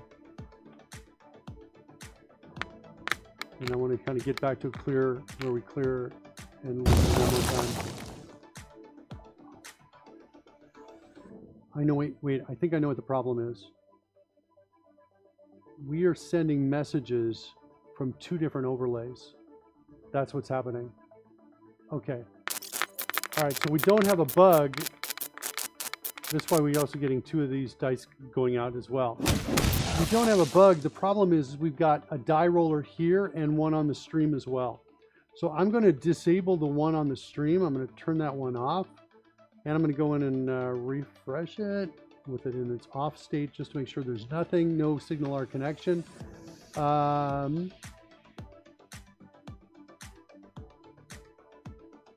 Okay, so it's invisible. Now I want to do this again. Now we should get just a clean data that we're looking for. Let's come in here. Thunderstep, roll the damage.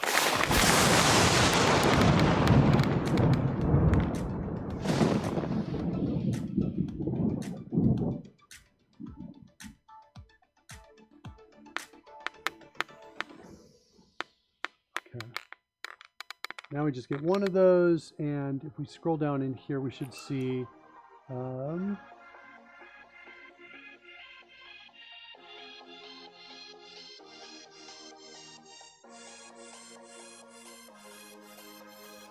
yeah, nothing there. I want to kind of clear this console is what I want to do. Let's clear it one more time.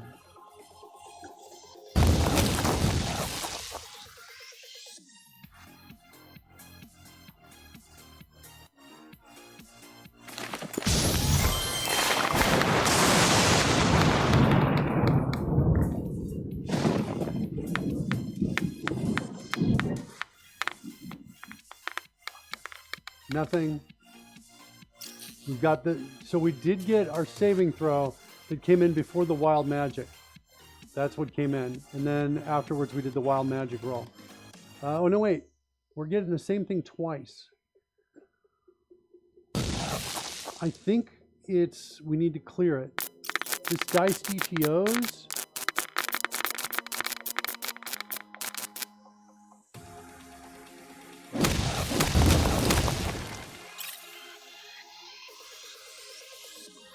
Hold on. Maybe I'm wrong on that. Let's double check this again. Let's clear the console.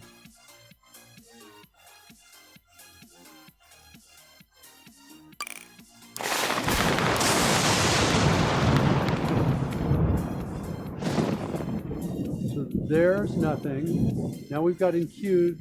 We're enqueuing the die roll, and it should be saving throw.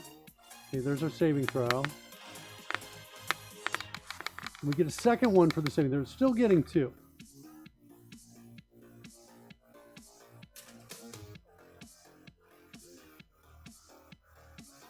Because we're calling check action queue.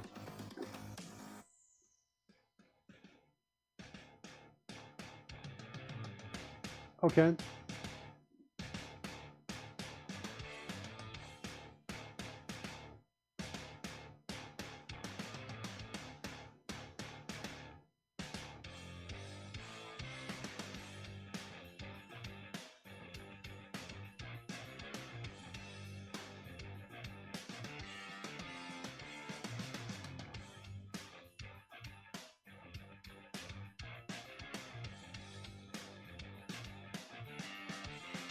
All right, let's see what we can get. Let's see if we can. I set a few more breakpoints in here. Let's run it. Follow it one more time.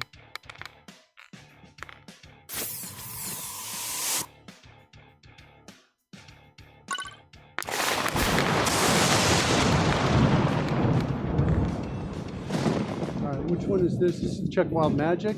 Okay, good. He goes up to 1.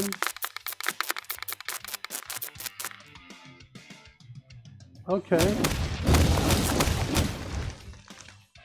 This I think we're going to have to restart on because we're inside the dispatcher that got invoked.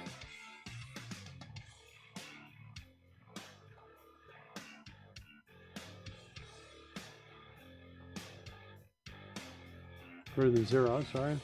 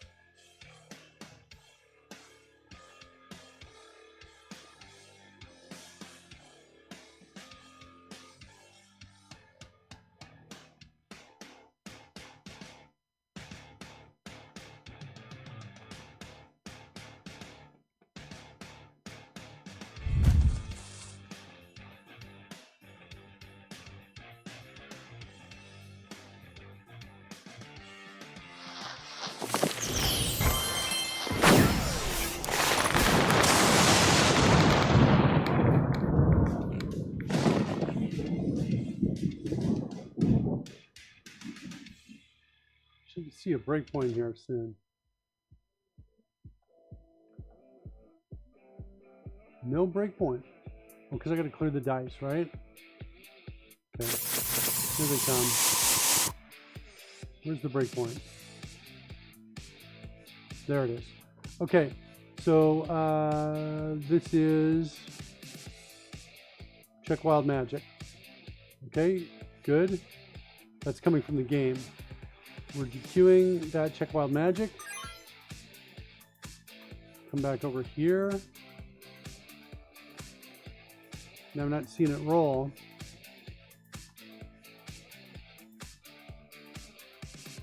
And that's it. We're missing the other part right here. Oh, wait, hold on. Okay, well, that's weird. I don't know why that took so long. And now are we going to get another one for the saving throw? What is going on?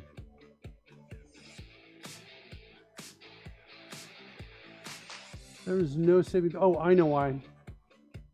There are no targets. Let's get the target. So data is. There's the target right there. Okay.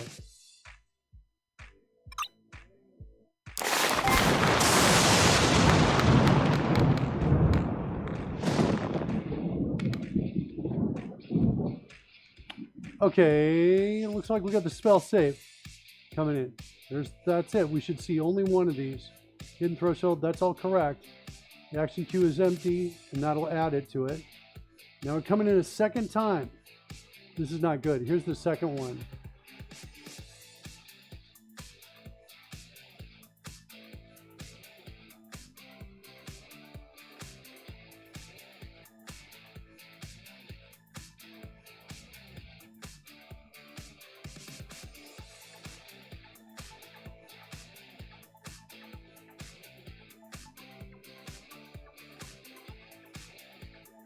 Yeah, what's our call stack? I guess it's the same on both of these. Dice stopped rolling.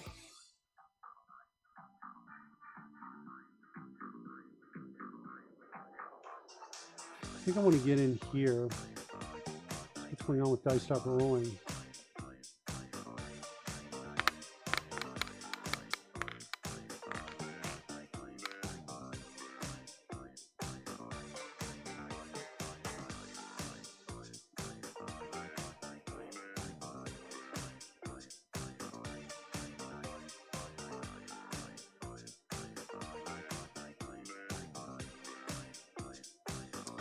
There's another logic problem here. It's just occurred to me. This dequeue action is happening in response to a timer. But if we're waiting for the dice to stop rolling, we do not want to do anything on that. So we want to, when we say please, when we send the dice rolling,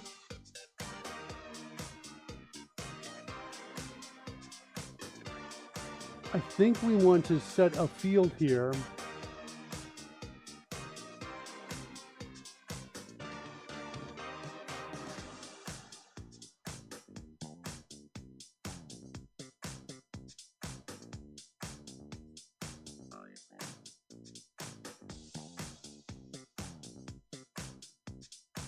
I think we want to do something like this. We want to say dice on screen is equal to false, like that.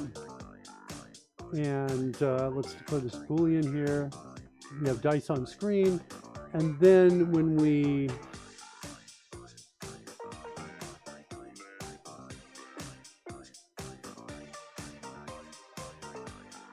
just like roll dice or something that I'm looking for here. There. We want to set it equal to true there. And then what I want to do is I want to, in dequeue action,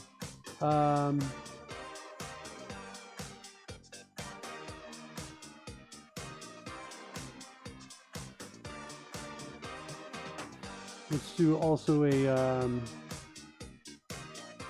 let's create a property here of type datetime and say last roll time.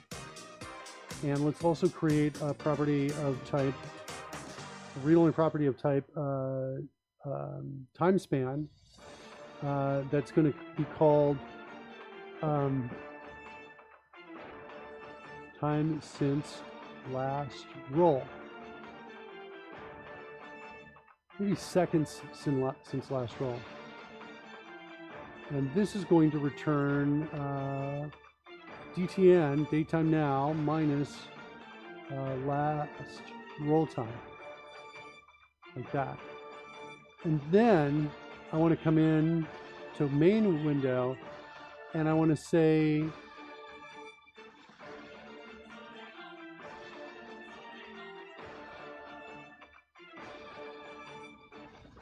am I setting this yet? I don't know if I'm setting this yet. Yeah, bad news. I'm not setting it yet. So we're going to say here is equal to DTN, like that. Dice on screen. Let's make this be Boolean, like that. Then we're going to come over and say, hey, if and there's no dice on screen. We got to go to the Hubtastic base station for that. And there's no dice on screen, or a really long time has passed. I'm working in code to be so we're preventing a state bug from occurring. So I'm going to say, or the seconds since last roll is greater than 30. Is that fair to say? Then we'll do the next action queue piece there. Oh, hold on. Not a time span. This is going to be a TD, and this is going to be total seconds. Like that.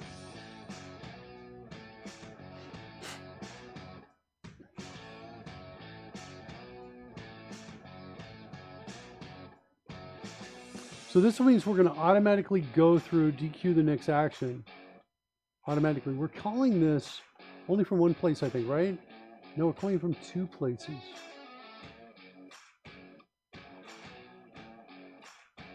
So all dice destroyed. Are we going to clear?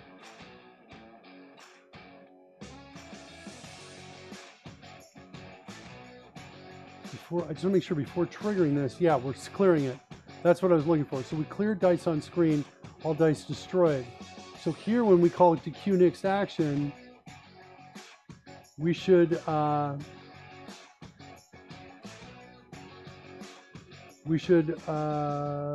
pass right here. There should be no dice on screen. And then we should jump right into action DQ. Okay. All right, let's get past all the breakpoints for a bit.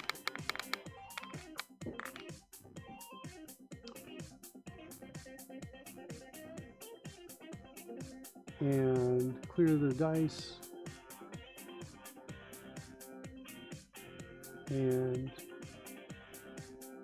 clear the console.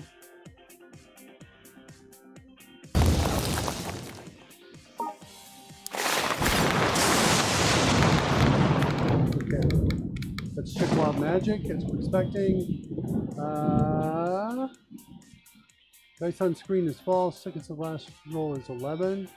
There are dice on the screen though.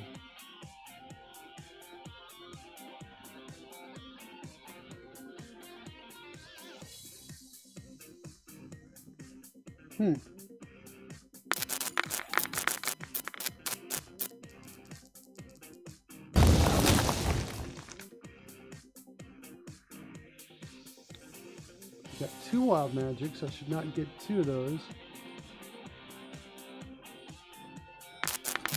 Oh no, wait, this is the DQ of it, I think. Is that right?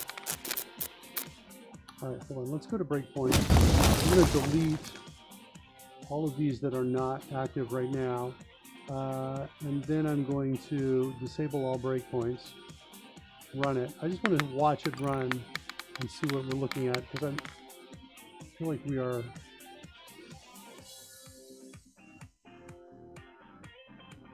Okay. Clear the...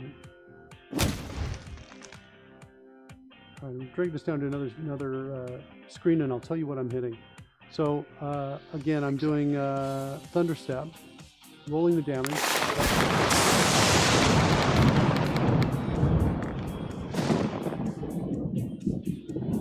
Clearing the dice. There's the wild magic check.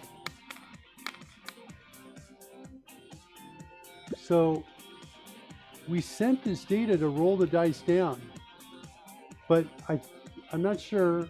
Oh, that's it. This is that roll right there, because we haven't implemented the code down there to roll it correctly. So that's coming down there. We should still see the wild magic check though. That should come out now. Is it coming out? Okay, it is. So far everything's okay.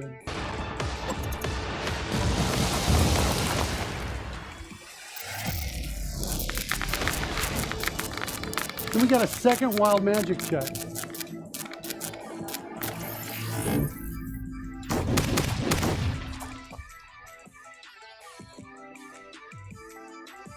All right, are we getting a third one?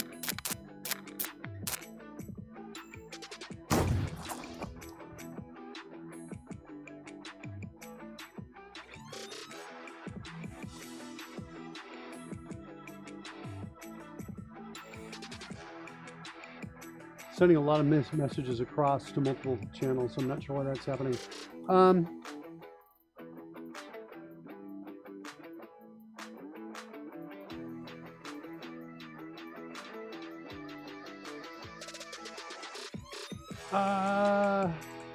Well, here's the deal. The purpose of being here is to know that this data is good, and the data is good. It is sending the data over. So I want to close this down, and I want to refresh and reconnect out to the die roller on the screen.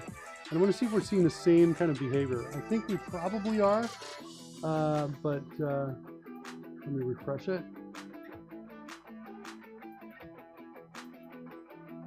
I'm also allowing for the chance that maybe it's still communicating via SignalR. Okay, reinitialize player data.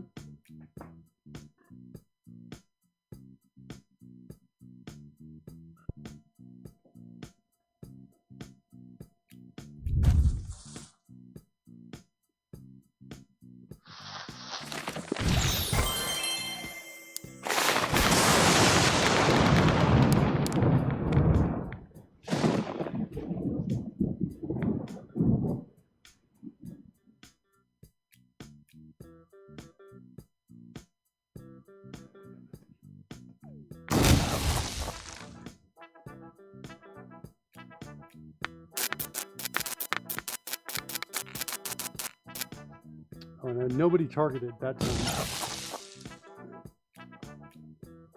All right.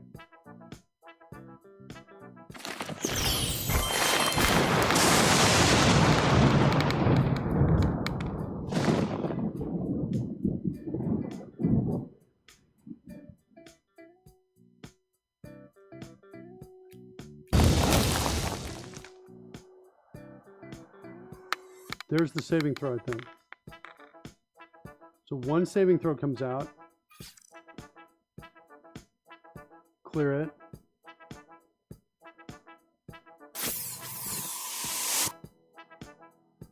Wild magic. No wild magic. But also didn't get double saving throws. So maybe the other dice maybe it was interfering with it. Oh wait, there's the wild magic.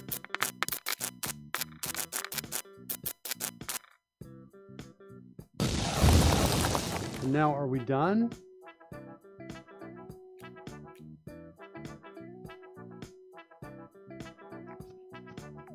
I wonder, okay.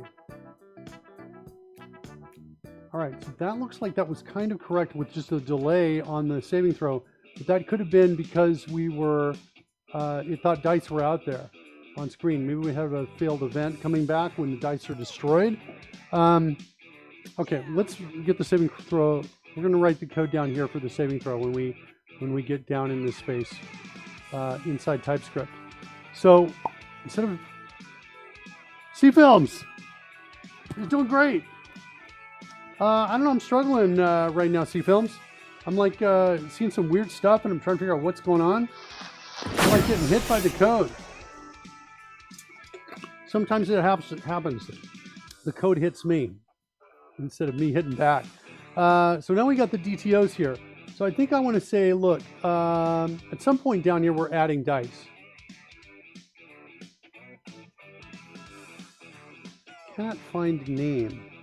Attempted roll was narrowly successful. Ah, I commented that out. It said it wasn't used, I thought. Oh, okay. Interesting.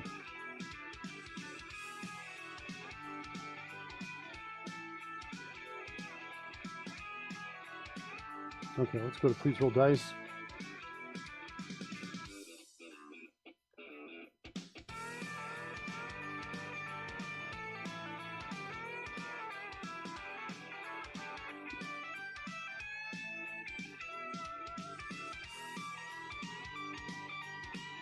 So we start adding dice in this space right here.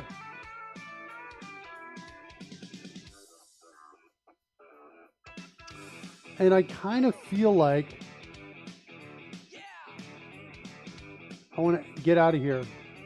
And I want to ignore all of this code if we've got that other data in there. I want to get down to here and I want to say, hey, look, if that is there something there and the length of this thing is greater than 0, then we're going to totally get out of here. And we're going to say this dot, do I have this? I don't. It's just functions in here at this point. I'm going to say roll dice DTOs like that. And I'll pass that data in, and then we're going to get out of here there. Okay. I think player ID is going to come up here too.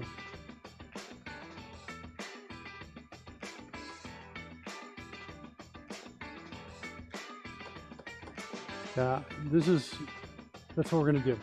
All right, so let's declare that. My declare's not working. Control dot. Okay. Use the F template.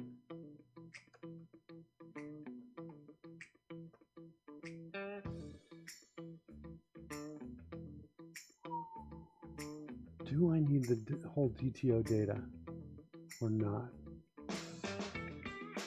Do I need, because dice roll data's got other things in it,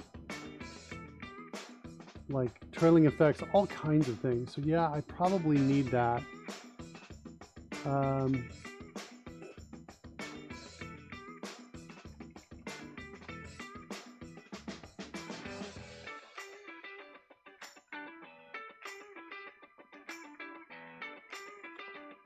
going to do this.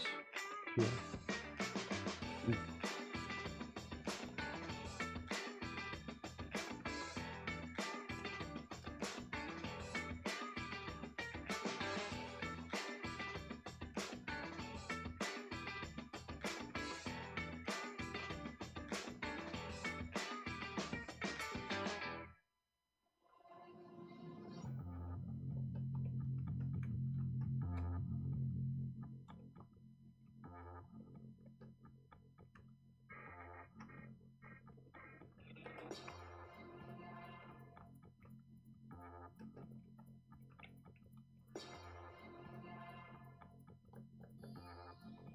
What's my problem here?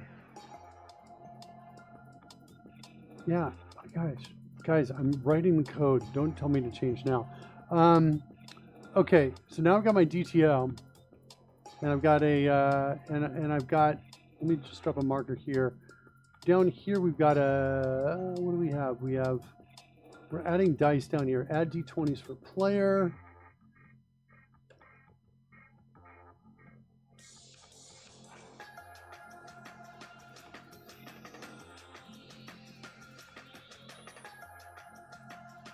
Die is equal to add D20.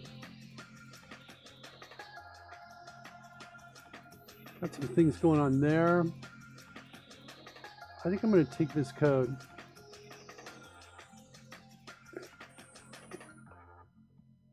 And we're going to bring it back up over here. So add dice from DTL maybe.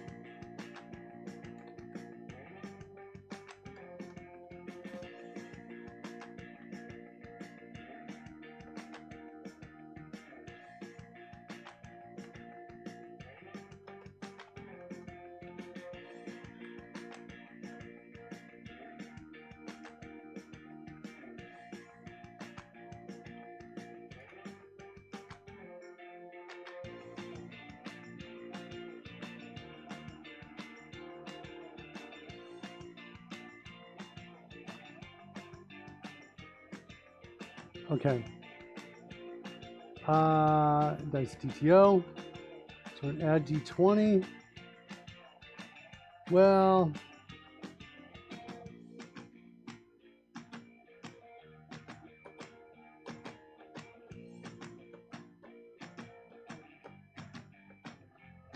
got some old code here.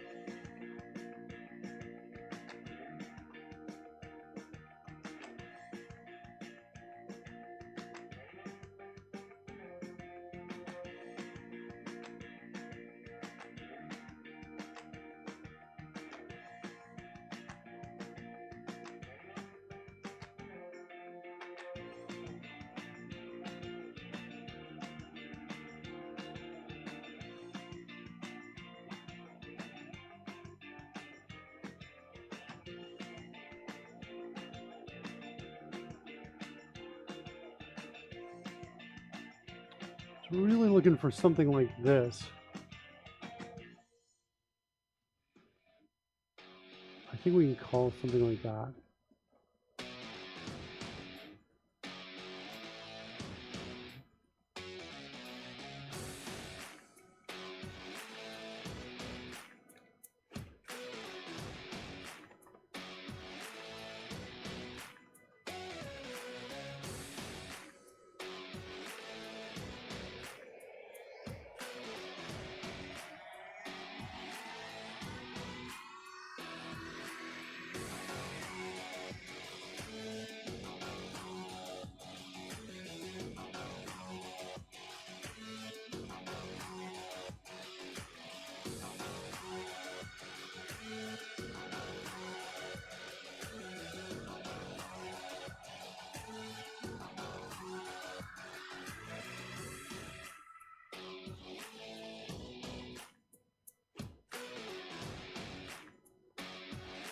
There's my die string.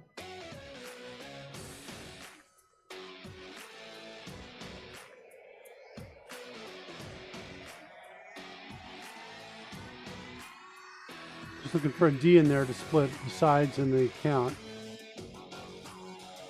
Although, you know what, instead of making the string, I could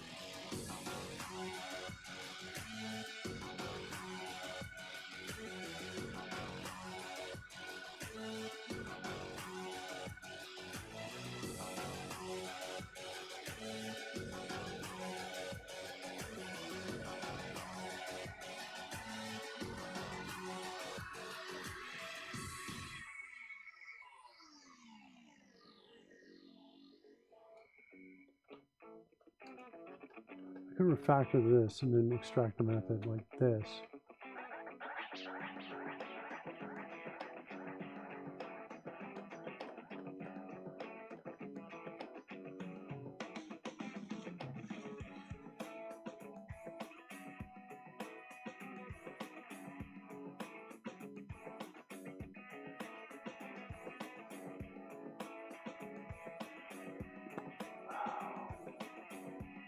Yeah, maybe not. That's clean. There's a string right there. Oh, C# and TypeScript. Both are great. I'm loving both.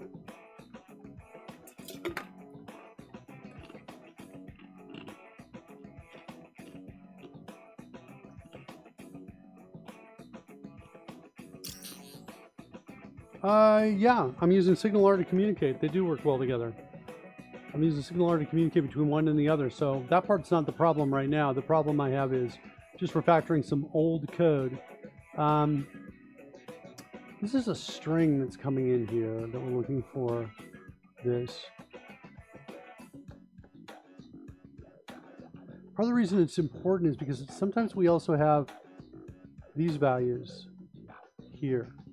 This means a 10-sided die with the ones, and this is a 10-sided die with the tens on it. These two are used together to roll a percentage. I could pass them in as numbers, though. I think I'm going to pass them in as numbers. So instead of die kind, I think what I want to do is I want to have num sides.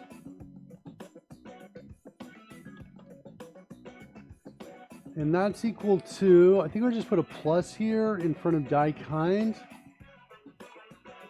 Like that. That's going to give me my, convert it to sides. Let's actually maybe take this and rename it to num sides, change its type to a number. Put the plus sign here. There we go, num sides. Then come down in here and we're going to change these.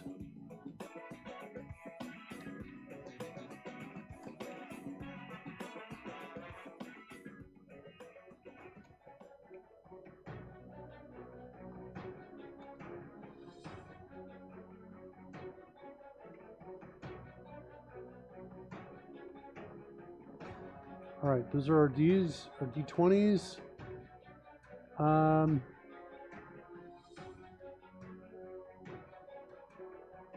Just want to take that and ignore it. Oh yeah, let's get it. Okay. Now I want to extract from here. What's last die added doing? It's returning it. So I want to now take from here down to here, and I want to extract it. Will it let me do it? Good, it does. All right, cool.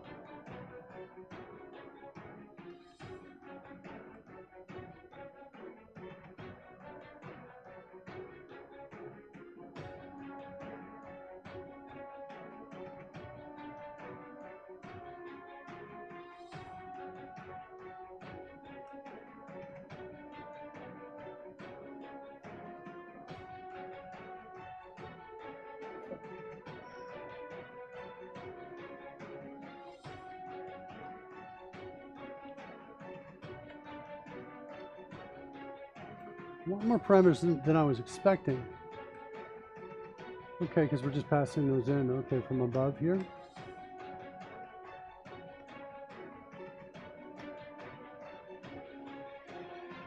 Okay. Are there defaults on these? We got a lot of defaults on these, but we don't have them in the extracted method.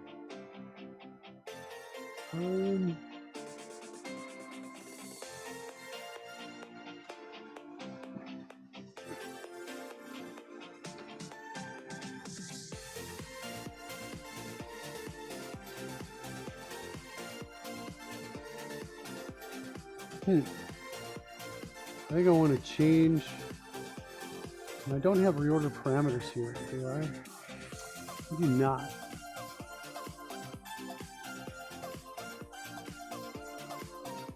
Do I want to refactor this now? I kind of think I do. Damage type is second. So count, number of sides. Let me rename this to quantity. Let's start with here. Do the same up here. So quantity, number of sides. Background color needs to go to the end. So I'm going to manually refactor this to the reorder parameters. So I'm taking background color and I'm going to take it.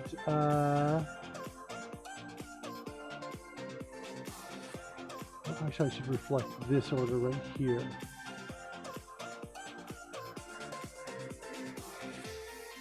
Die counts as. Let's take this one and move it forward. So roll type goes to here. Roll type goes from there to about here.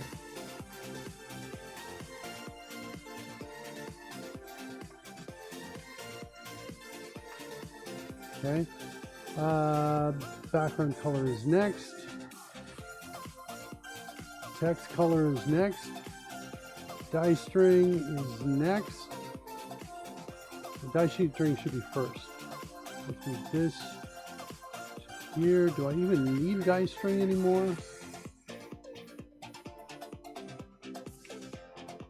What do I need die string for? Just for an error.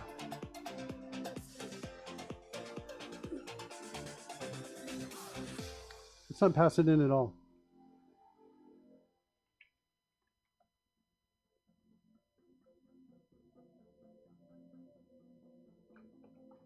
Let's use num size instead.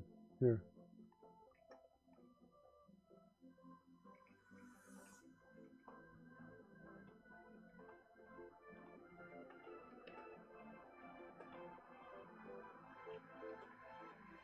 Okay. Cool. Die string is no longer needed. Okay, so quantity, size, role type, background, text color.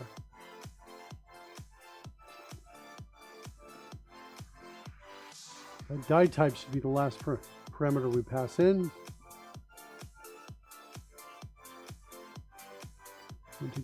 Die type, move it to the end.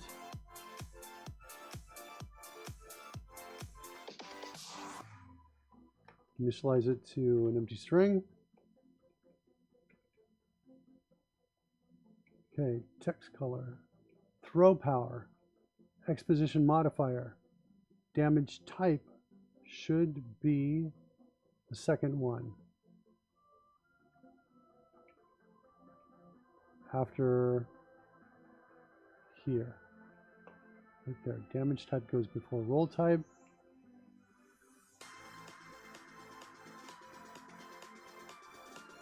Reorder parameters would be awesome right here, wouldn't it?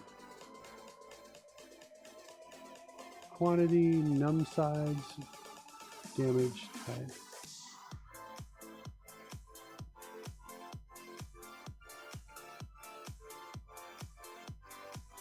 Role type, background color, text color, player ID.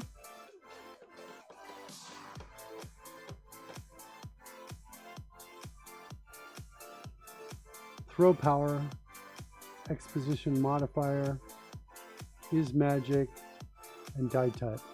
Let's get all my default parameters here and get them all the way to there.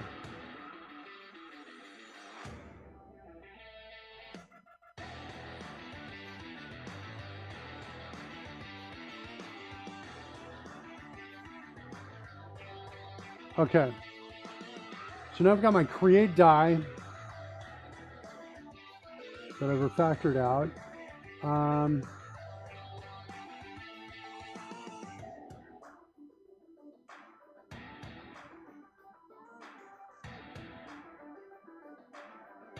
Let's go back to where we were.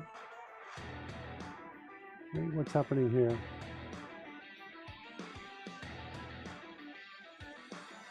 Looks like maybe I didn't quite get it right. Let's look at it again. Quantity, num size, damage type, right there, role type, background color string, text color string, player ID,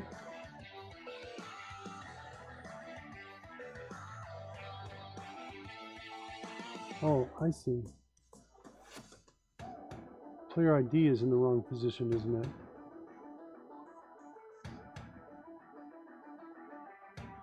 Player ID should go before die type.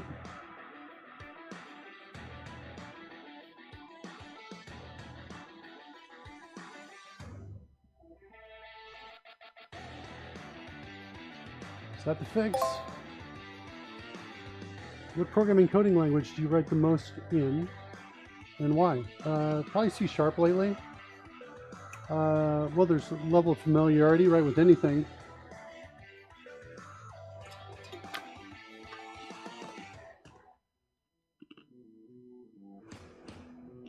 right? Familiarity tools, so I can get more done in a language I'm familiar with. Okay, that looks like we're good there, I think. How about you, C-Films? What programming coding language do you write in the most, and why? What concepts are you usually doing in C#? I prioritize clean code, functional code. I'm looking for, at least on this show, I'm looking for good bang for the buck. So trying to spend time writing a lot of good code that's usable and that has results quickly. So today's show has not been that great in terms of that goal. So I'll acknowledge that, but that's usually what I do, trying to do that. But sometimes it's true. Sometimes the things we have to do involve reworking older code. This code was written when we were just starting to learn TypeScript, and we were integrating an existing code base with the code we were writing. And so as a result, it's way clunkier than a lot of our other TypeScript code. So yeah, so that's kind of what's going on there. All right, so we got a call to create die now. Let's go back out to where we were. Here's where we were. So instead of creating this die string, which was kind of wrong, we didn't want that. I want to have something that looks like this. Die is equal to create die. And we're going to say the quantity. See what we've got here. Dice DTO.quantity. Number of sides. Right there. Are we sending the damage type? We do not have that. Should I add it?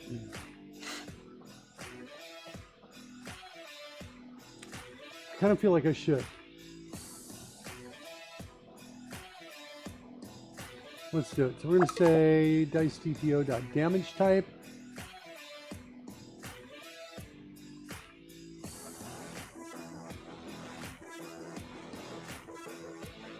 There's my damage type right there. Let's go add it on the C# side of things.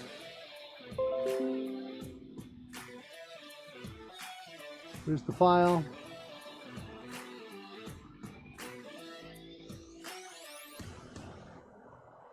Okay, there's damage type has been added. Let's default that. Let's default both of these to sensible values. Okay, good. Run that again. I'm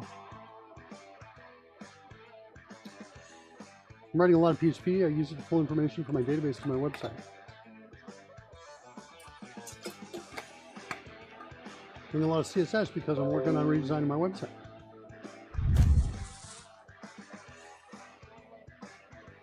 Okay, that's running.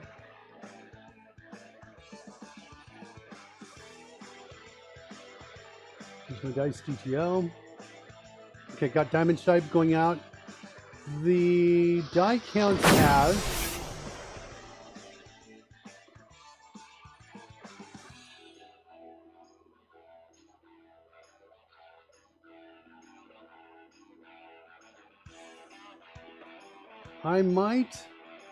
it's not inspiration. I want to say it counts as total score. Let's put it to do in here.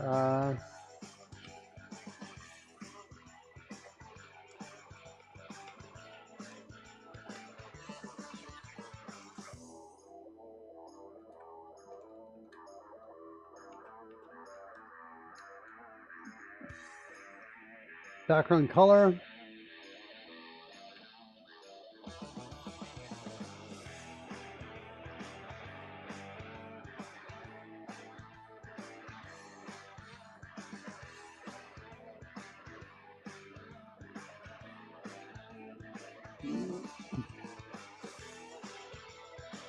Throw power.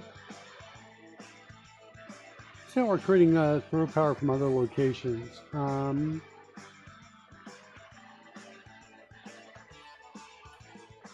Throw power.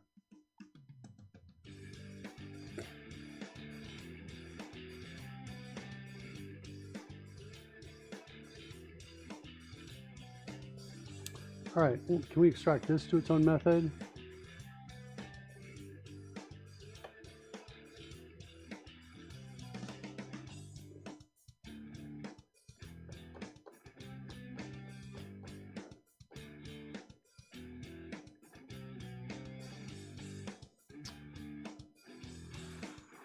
It's in dice roll data. Okay.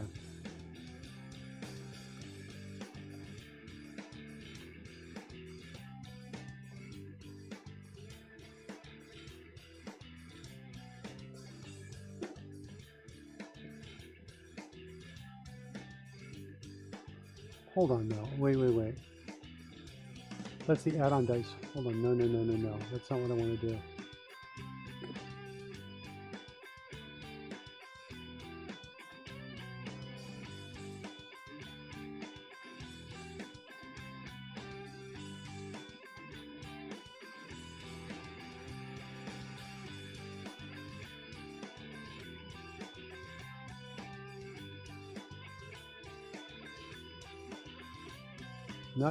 Not passing that data there.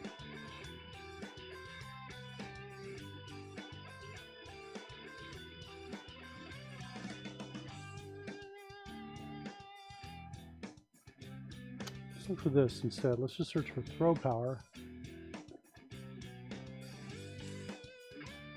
equals. Yeah, so we're taking this, we're setting this up above in C#, it looks like.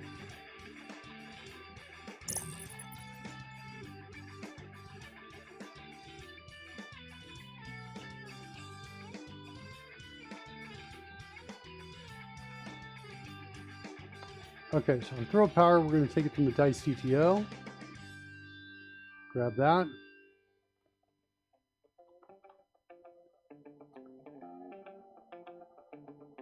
That's so funny. Draconian developer says, hey, every time I think about digital dice, I think about random number generators.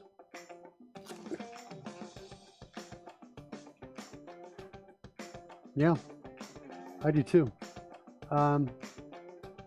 Okay, let's see, there's my throw power. What is next? My exposition modifier is magic. I'm going to set the default player ID is -1. The die type, I'm going to say that as well. Like that. Okay, so that's going to give me my basic die coming back. That's what it's going to do. We can get all of this.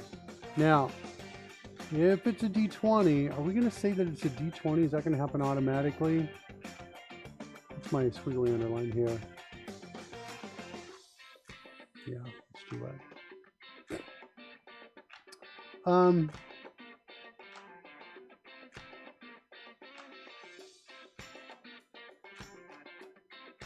Fine, const.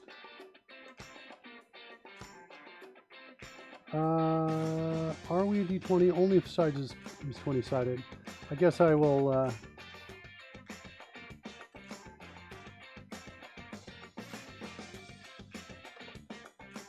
feel like I should set that though inside.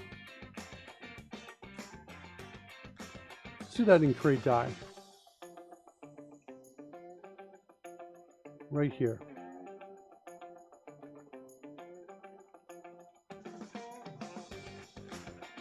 Okay, so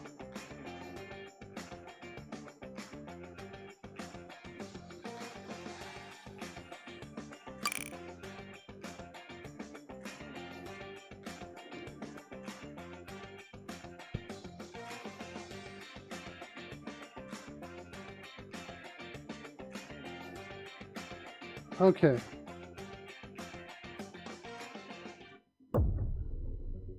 Draconian developer seems to be thinking about random number generators more than I am.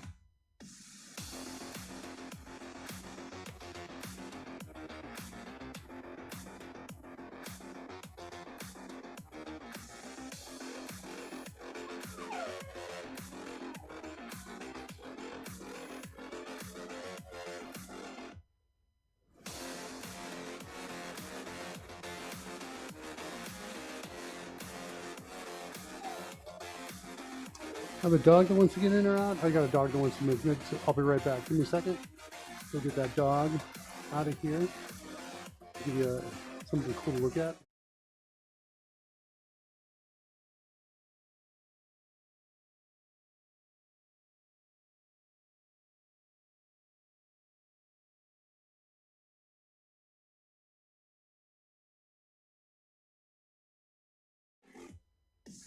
And I'm back.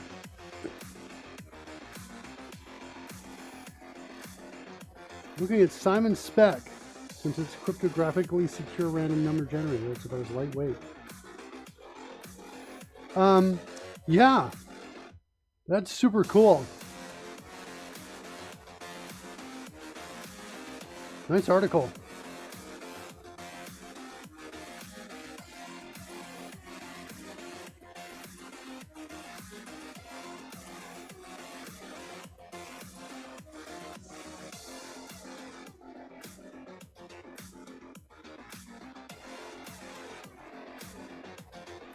Hold on 1 second.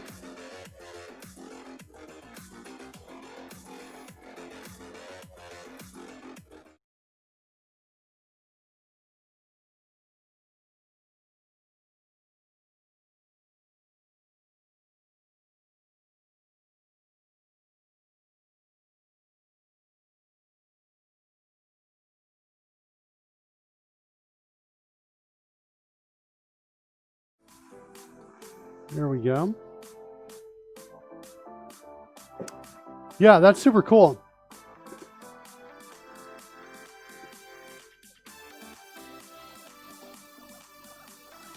Yeah, I have the idea that I want to test the random generators that we're using here for the die roll. I can get a sense that they're statistically fair because I suspect they're not. And I suspect that there's a tendency towards certain kinds of rolls based on the randomness we're putting in. But I don't have a way to, I haven't explored ways to correct that yet. So, yeah. Tony says, make your own RNG. I'd actually start here, like with an easy to read article. Like this looks pretty cool. Nicely done from somebody who's done a lot of research.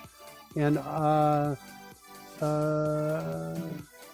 yeah, the reason I suspect that is because when we roll the dice, we put them off screen, and there's I think a randomness in terms of the force used, but they all fall within a certain set of constraints, and I think the position's always the same, and there's no rotational component yet, and I want to add a rotational level of randomness so that whatever side of the die is facing upright changes on each roll, because I don't think that's the case. So instead what happens is there's force changes and there's positioning changes, but I suspect we have a tendency towards certain kinds of rolls. That's what I'm kind of feeling now.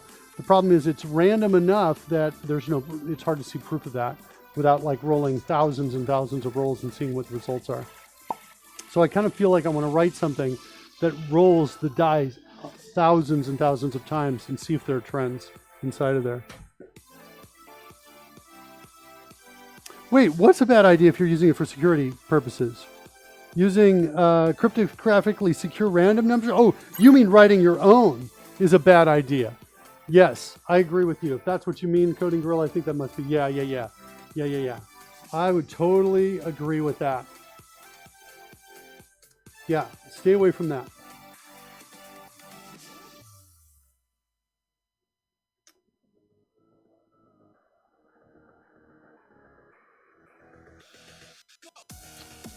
Yeah, this is super cool. Draconian developer says PCG is not cryptographically secure, which is why I'm so interested in picking up on Simon's spec. Yeah, that's super interesting, right? I'm pretty sure I've read about hacks that can detect the random sequencing and get around the security that is somehow someone is thinking is they're getting from a random number generator. I think I've read about that. What dragon color did you choose?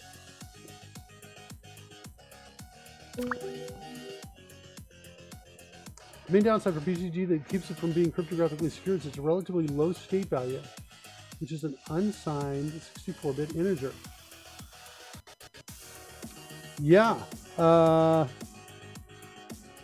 I can see that. That's not hard to brute force attack. Okay, interesting. All right, so let's. I wrote this earlier today. We're like, here's what we're going to do, and then all of a sudden I wrote a boarding course. We're going to take another path. We're in the middle of that path right now. We're sending dice data out, trying to get some dice to roll. That's what we want to do. The exposition modifier. What is the default in create die for that? We're sending it's 0, I think, isn't it? Yeah, the default value is 0. So I'm going to pass in 0 here for prepare die. That just gets it in the right place to roll it.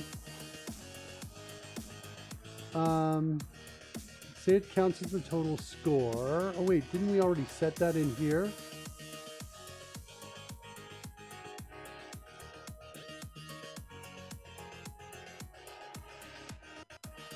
We do. We set it there.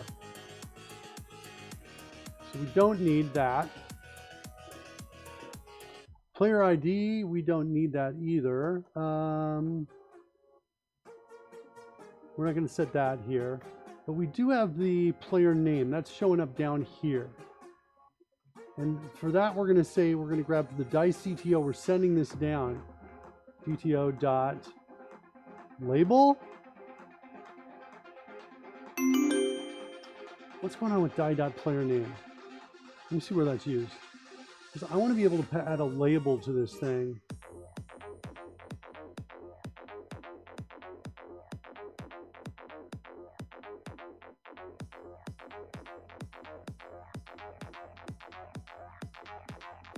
Add die text after.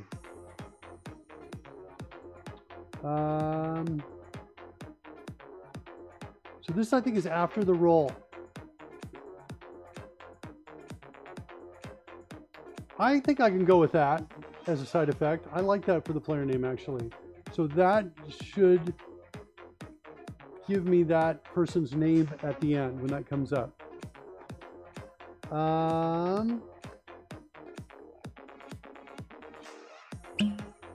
Let's go with die roll type.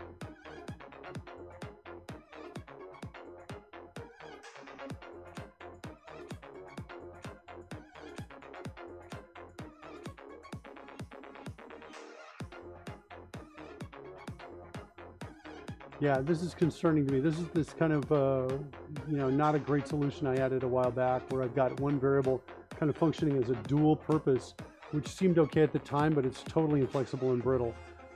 Maybe not brittle, but inflexible. Brittle when moving forward. So this, I think, I've already got in the die roll. Do I have a dice roll type inside of dice TTO? I don't. Should I add one? I'm going to say no.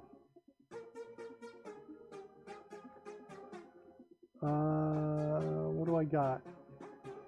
I could call it add-on dice. I might just do the add-on dice. Let's see, does that have special meaning? Need to roll add-on dice.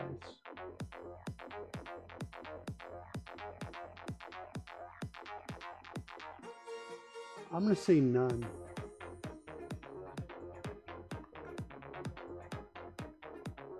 Okay. Attach label. What's going on with attach label? Draconian developers now following. The die type. Okay. If the die type starts with a string, then dice layer.attach label. Okay. So what I want to do is something similar, but I want to do this. Dice layer.attach label die. Here's the label. So even though I've got this code that I said is kind of inflexible and, brittle when trying to extend, I'm not going to touch it. Instead, I'm kind of working around it just because of, I think, for time constraints, bang for the buck in terms of amount of code versus what we get working at the end of it. So that's my intentional step. Normally, if this was an app we were selling, or you wanted mission critical application, I would come in and fix this. I would fix the brittle parts of the code and do that. Angry Little Hamster's with us. Angry Little Hamster, long time no see. Glad you're here. When did you switch to JavaScript? We'll just chaotic enough as it is. We've been working back and forth in TypeScript and C# for about 2 years now. So sometimes we're in C#, sometimes we're in TypeScript. We've spent a lot of time in C#. I think when you were with us before, but now we're down in TypeScript now. We're communicating. The TypeScript does all the effects like this spinning flame around me. That's done in TypeScript right here. So here's the label. So what I want to do is I want to say, look, if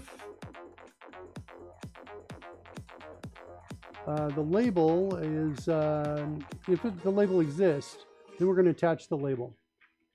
And then we're going to come in here and get the text color.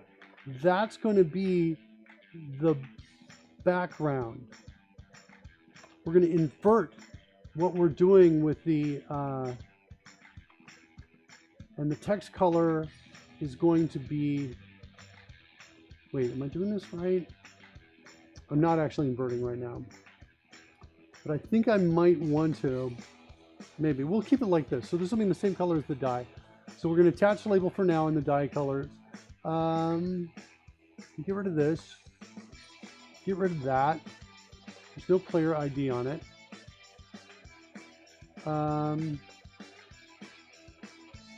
Die.kind. What's going on with die.kind?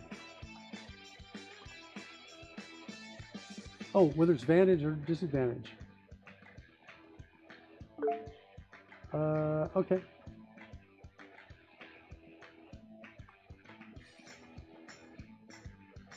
Like that. Oh, thanks for the subscription, Angry Little Hamster. Yeah, we're spending most of our time in C#. We are. C-Films made himself a sandwich. Technically, it's TypeScript, says Coding Gorilla. It is. We're out in TypeScript. Okay, there's my kind. If it's magic, we're not supporting magic from this role. We could add support for it. I'm going to just comment this out in case we add support for it. And num halos, we're not doing anything with num halos. Well, are we? Yeah, no. With this kind of role, we don't care about halos either. It's a straight on kind of deal. Okay, so there's add dice from DTO. Okay. We've added the dice. We've prepared the die. I think this is what gets them ready to roll.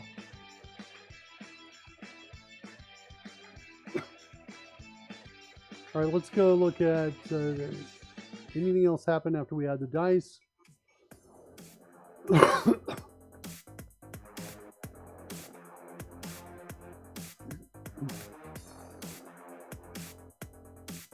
I think this is what sends it out. Can I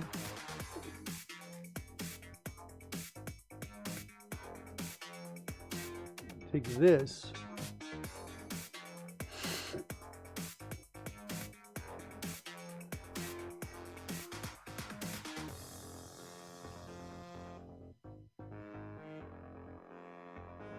Hold on, I like this code here.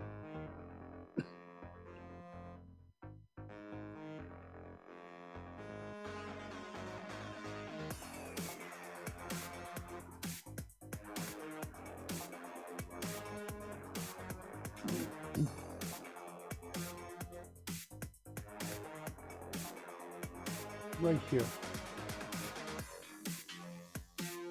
Nope, sorry, not there. Up one. So I'm going to move this here. I'm going to use the exposition modifier and pass it in as a parameter here.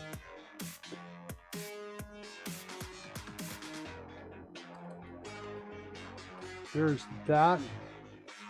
And add dice from DTO. We'll pass that in there as well. Go into here. And create die. With throw power, exposition modifier is the next one. Okay, so that's just going to determine where it goes from the left to right. Okay, back down here. I want to now see if I can take this and refactor this piece out. I want to take from here down to here. And, oh, hold on a sec. Karen's checking in with me on FaceTime.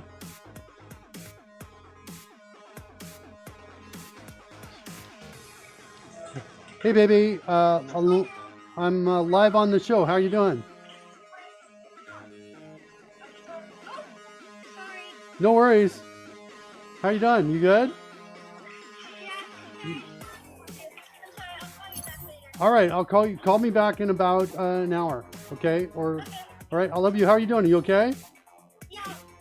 I'll tell you really the story later. Okay. It's amazing. You sure you don't want to tell everybody? They want to hear it, I think. Yeah. And then I spotted like a sloth on the side of the road. A sloth? A sloth, and it was trying to cross the road. And then we helped it, and we put it up onto a tree. That's awesome. You helped a sloth on the tree? Okay, everybody from the show is saying hi. Smoopy says hello to Karen. It's Karen's birthday today, by the way, kids. Wish her happy birthday. Pudding says hi. Tell her Jetsam Pudding and Mr. Smoopy all wish her happy birthday. Mom says thank you. All right, she says thank you. Pudding asked, wasn't it yesterday? No, yesterday we had a special call for her. All right, I love you. Well, talk to you later. All right, bye-bye. I think I heard somebody say wait just as we hung up. Might get a call back. Happy birthdays. Yeah. Yeah, so it was her birthday. It's her birthday today. Yesterday, she had a special call. This was the thing that I messed up on. I told the story at the beginning of the show. I don't even want to tell it again. She had a friend. I'll tell it. She had a friend who asked me if she could be in on the call, and I said, yeah, sure you can.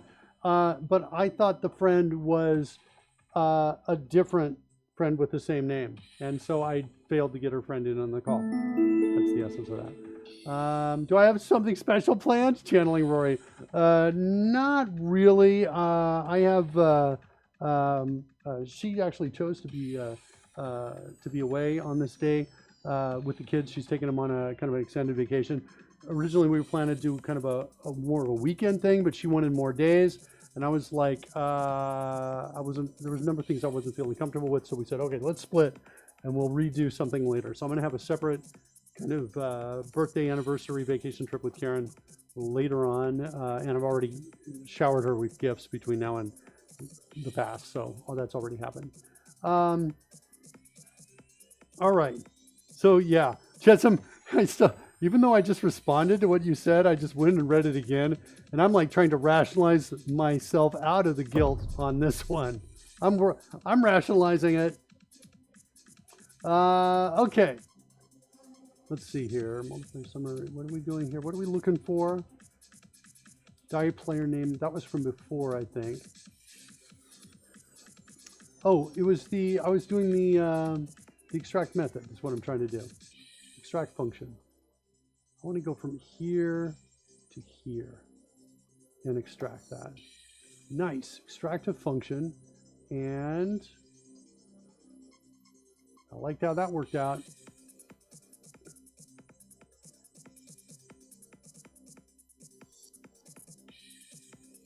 Hit F2 to rename. Taking longer than I want. Try to cancel. Yeah, the cancel takes a long time too. I think the cancel was a trick. I've seen this before. Right? I can drag it and move it around, but the cancel, I'm clicking it. Cancel never works for me, says Coding Gorilla. Yeah, this kind of looks and feels like a Visual Studio bug. I'm going to take a picture of that and send it to one of my friends on the Visual Studio team, see what they think about this. Open up my image editor. While we're just sitting around waiting for that to come, we get control back here. See, this is bizarre. Let me do this, but not that.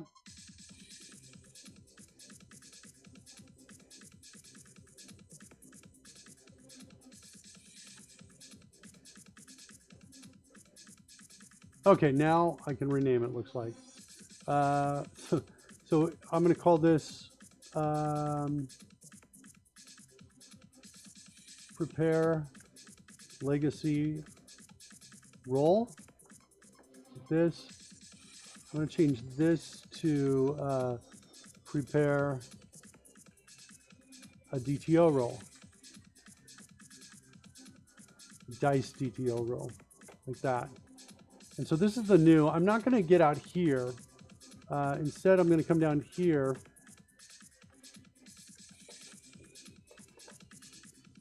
And I'm going to do this. There.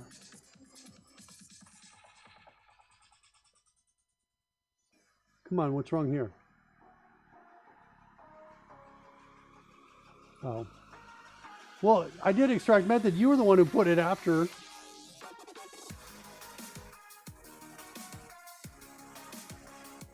What? Right, yeah, we put it at the end. Okay.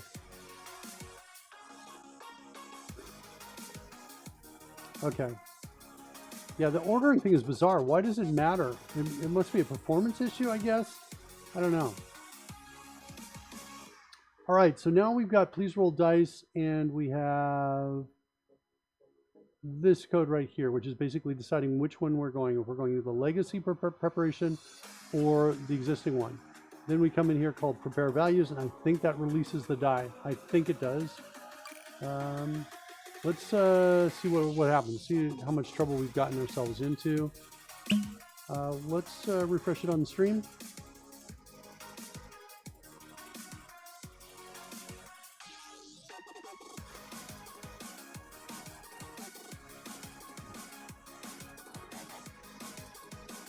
All right, let's go to, yeah, it's a blue beard, local setter. Welcome. I want to just save, I want to put the screenshot in that we took before. And did I kill it off of the, yeah, it looks like I lost the screenshot. Copied something else to the clipboard. All right, so we've refreshed here. Let's call initialize player here.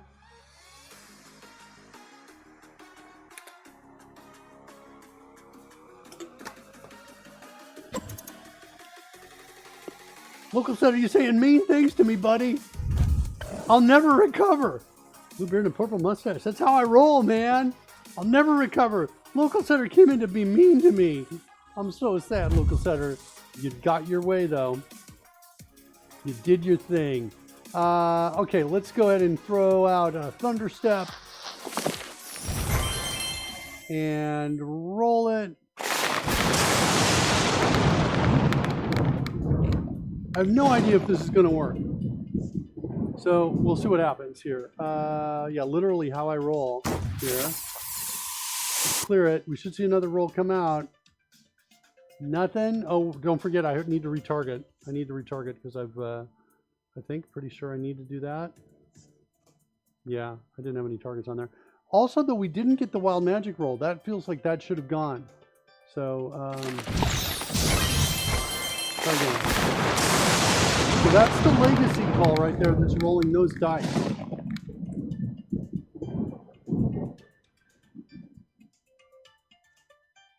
Okay, let's clear the dice.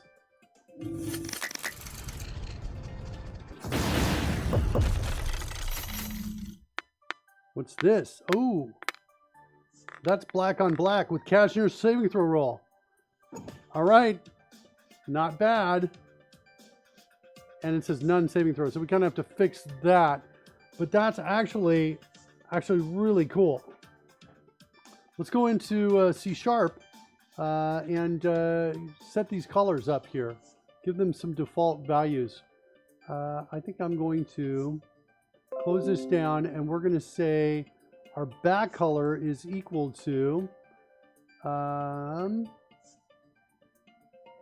let's get some colors here. Let's look at like a kind of your typical D20, which in my head is like kind of a light gray color like this, right here for the background color, and black for the text color. So we're going to say that is equal to that, and that's the back color. And the font color, we'll make it equal to black.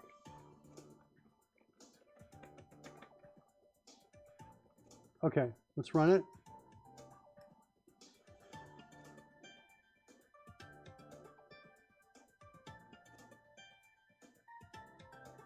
So we should get some nice, so that, and then what we'll do is we'll add in a color override for the monster in the Google spreadsheet. And then we'll bring that in and see if we can get a better dye color there than than just the black text on white.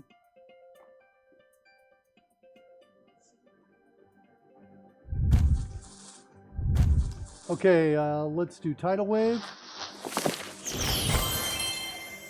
It's going to need a dexterity saving throw. Oh, don't forget to retarget. Ah! I may have forgotten. Yeah, I just hit it and there was no change indicating the data discrepancy between the two. Let's see if that was in time. Looks like it was not. Nothing. Oh, while magic comes. At least we got that. Clear that. Anything else coming? Nothing else. Okay. So, all right. So double check. There's targeting off, targeting back on. One more time. Fireball. Dexterity saving throw. Let's do it.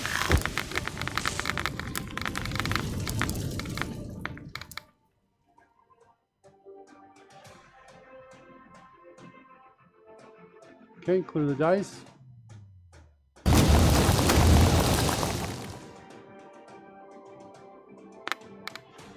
No, the die didn't come over in the right color. The name, though, wait.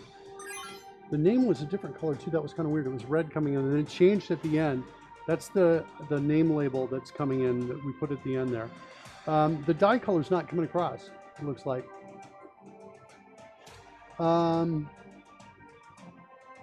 Oh, we're not specifying it here, so it's setting it to null. I think what I want to do is say, hey, if not null, and also same thing here. All right, let's set a breakpoint here and to add dice. I think that's going to fix it. Clear these dice right here. Let's do, what are we left with? Thunderstep. Roll it.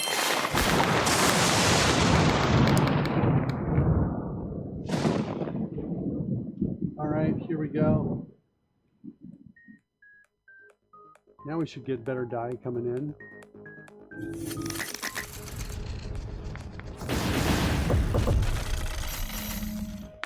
Nice, nice. That's what I'm talking about. It's a nice looking die.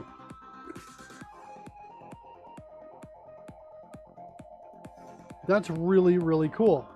Okay, so the fail, that's a fail against the 15. That looks correct as well.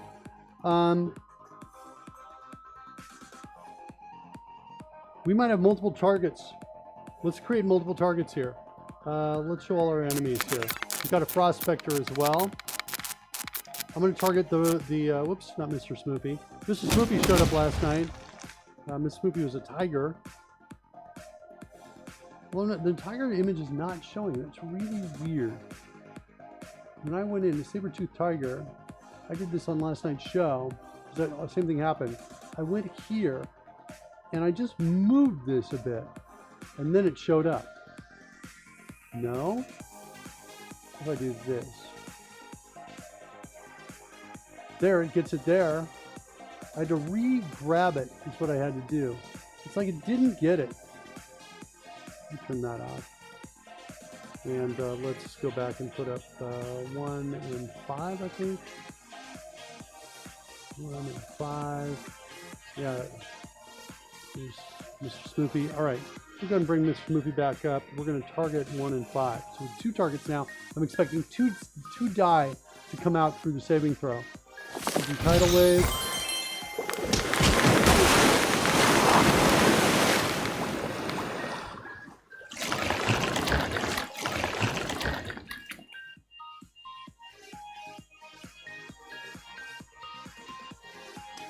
And clear the dice. Give me a roll with 2. Nice. Each named for each one, right? Nice. Prospector. And then now the question is who wins and loses, right? We need some sort of summary like we're doing in the other summary pages. But that's cool. I think I want the labels to be reversed. So it's white on the inside because that's the text. That's what I wanted to do down when I was talking about rolling, when I was talking about attaching the labels. Uh-oh, roll a 1. Look out, kid.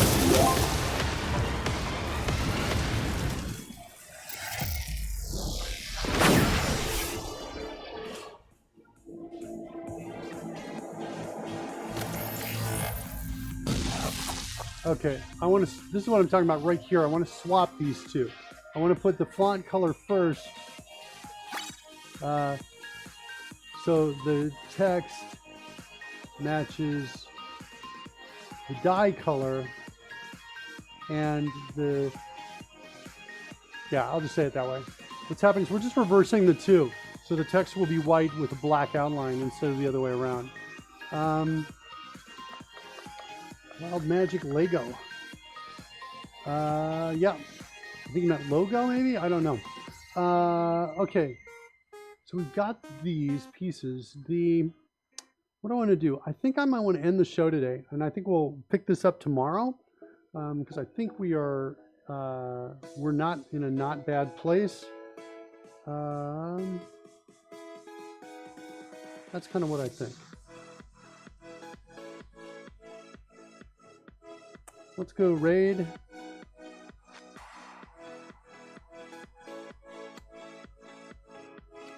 Oops, I got the wrong. Let me open up a different piece right here.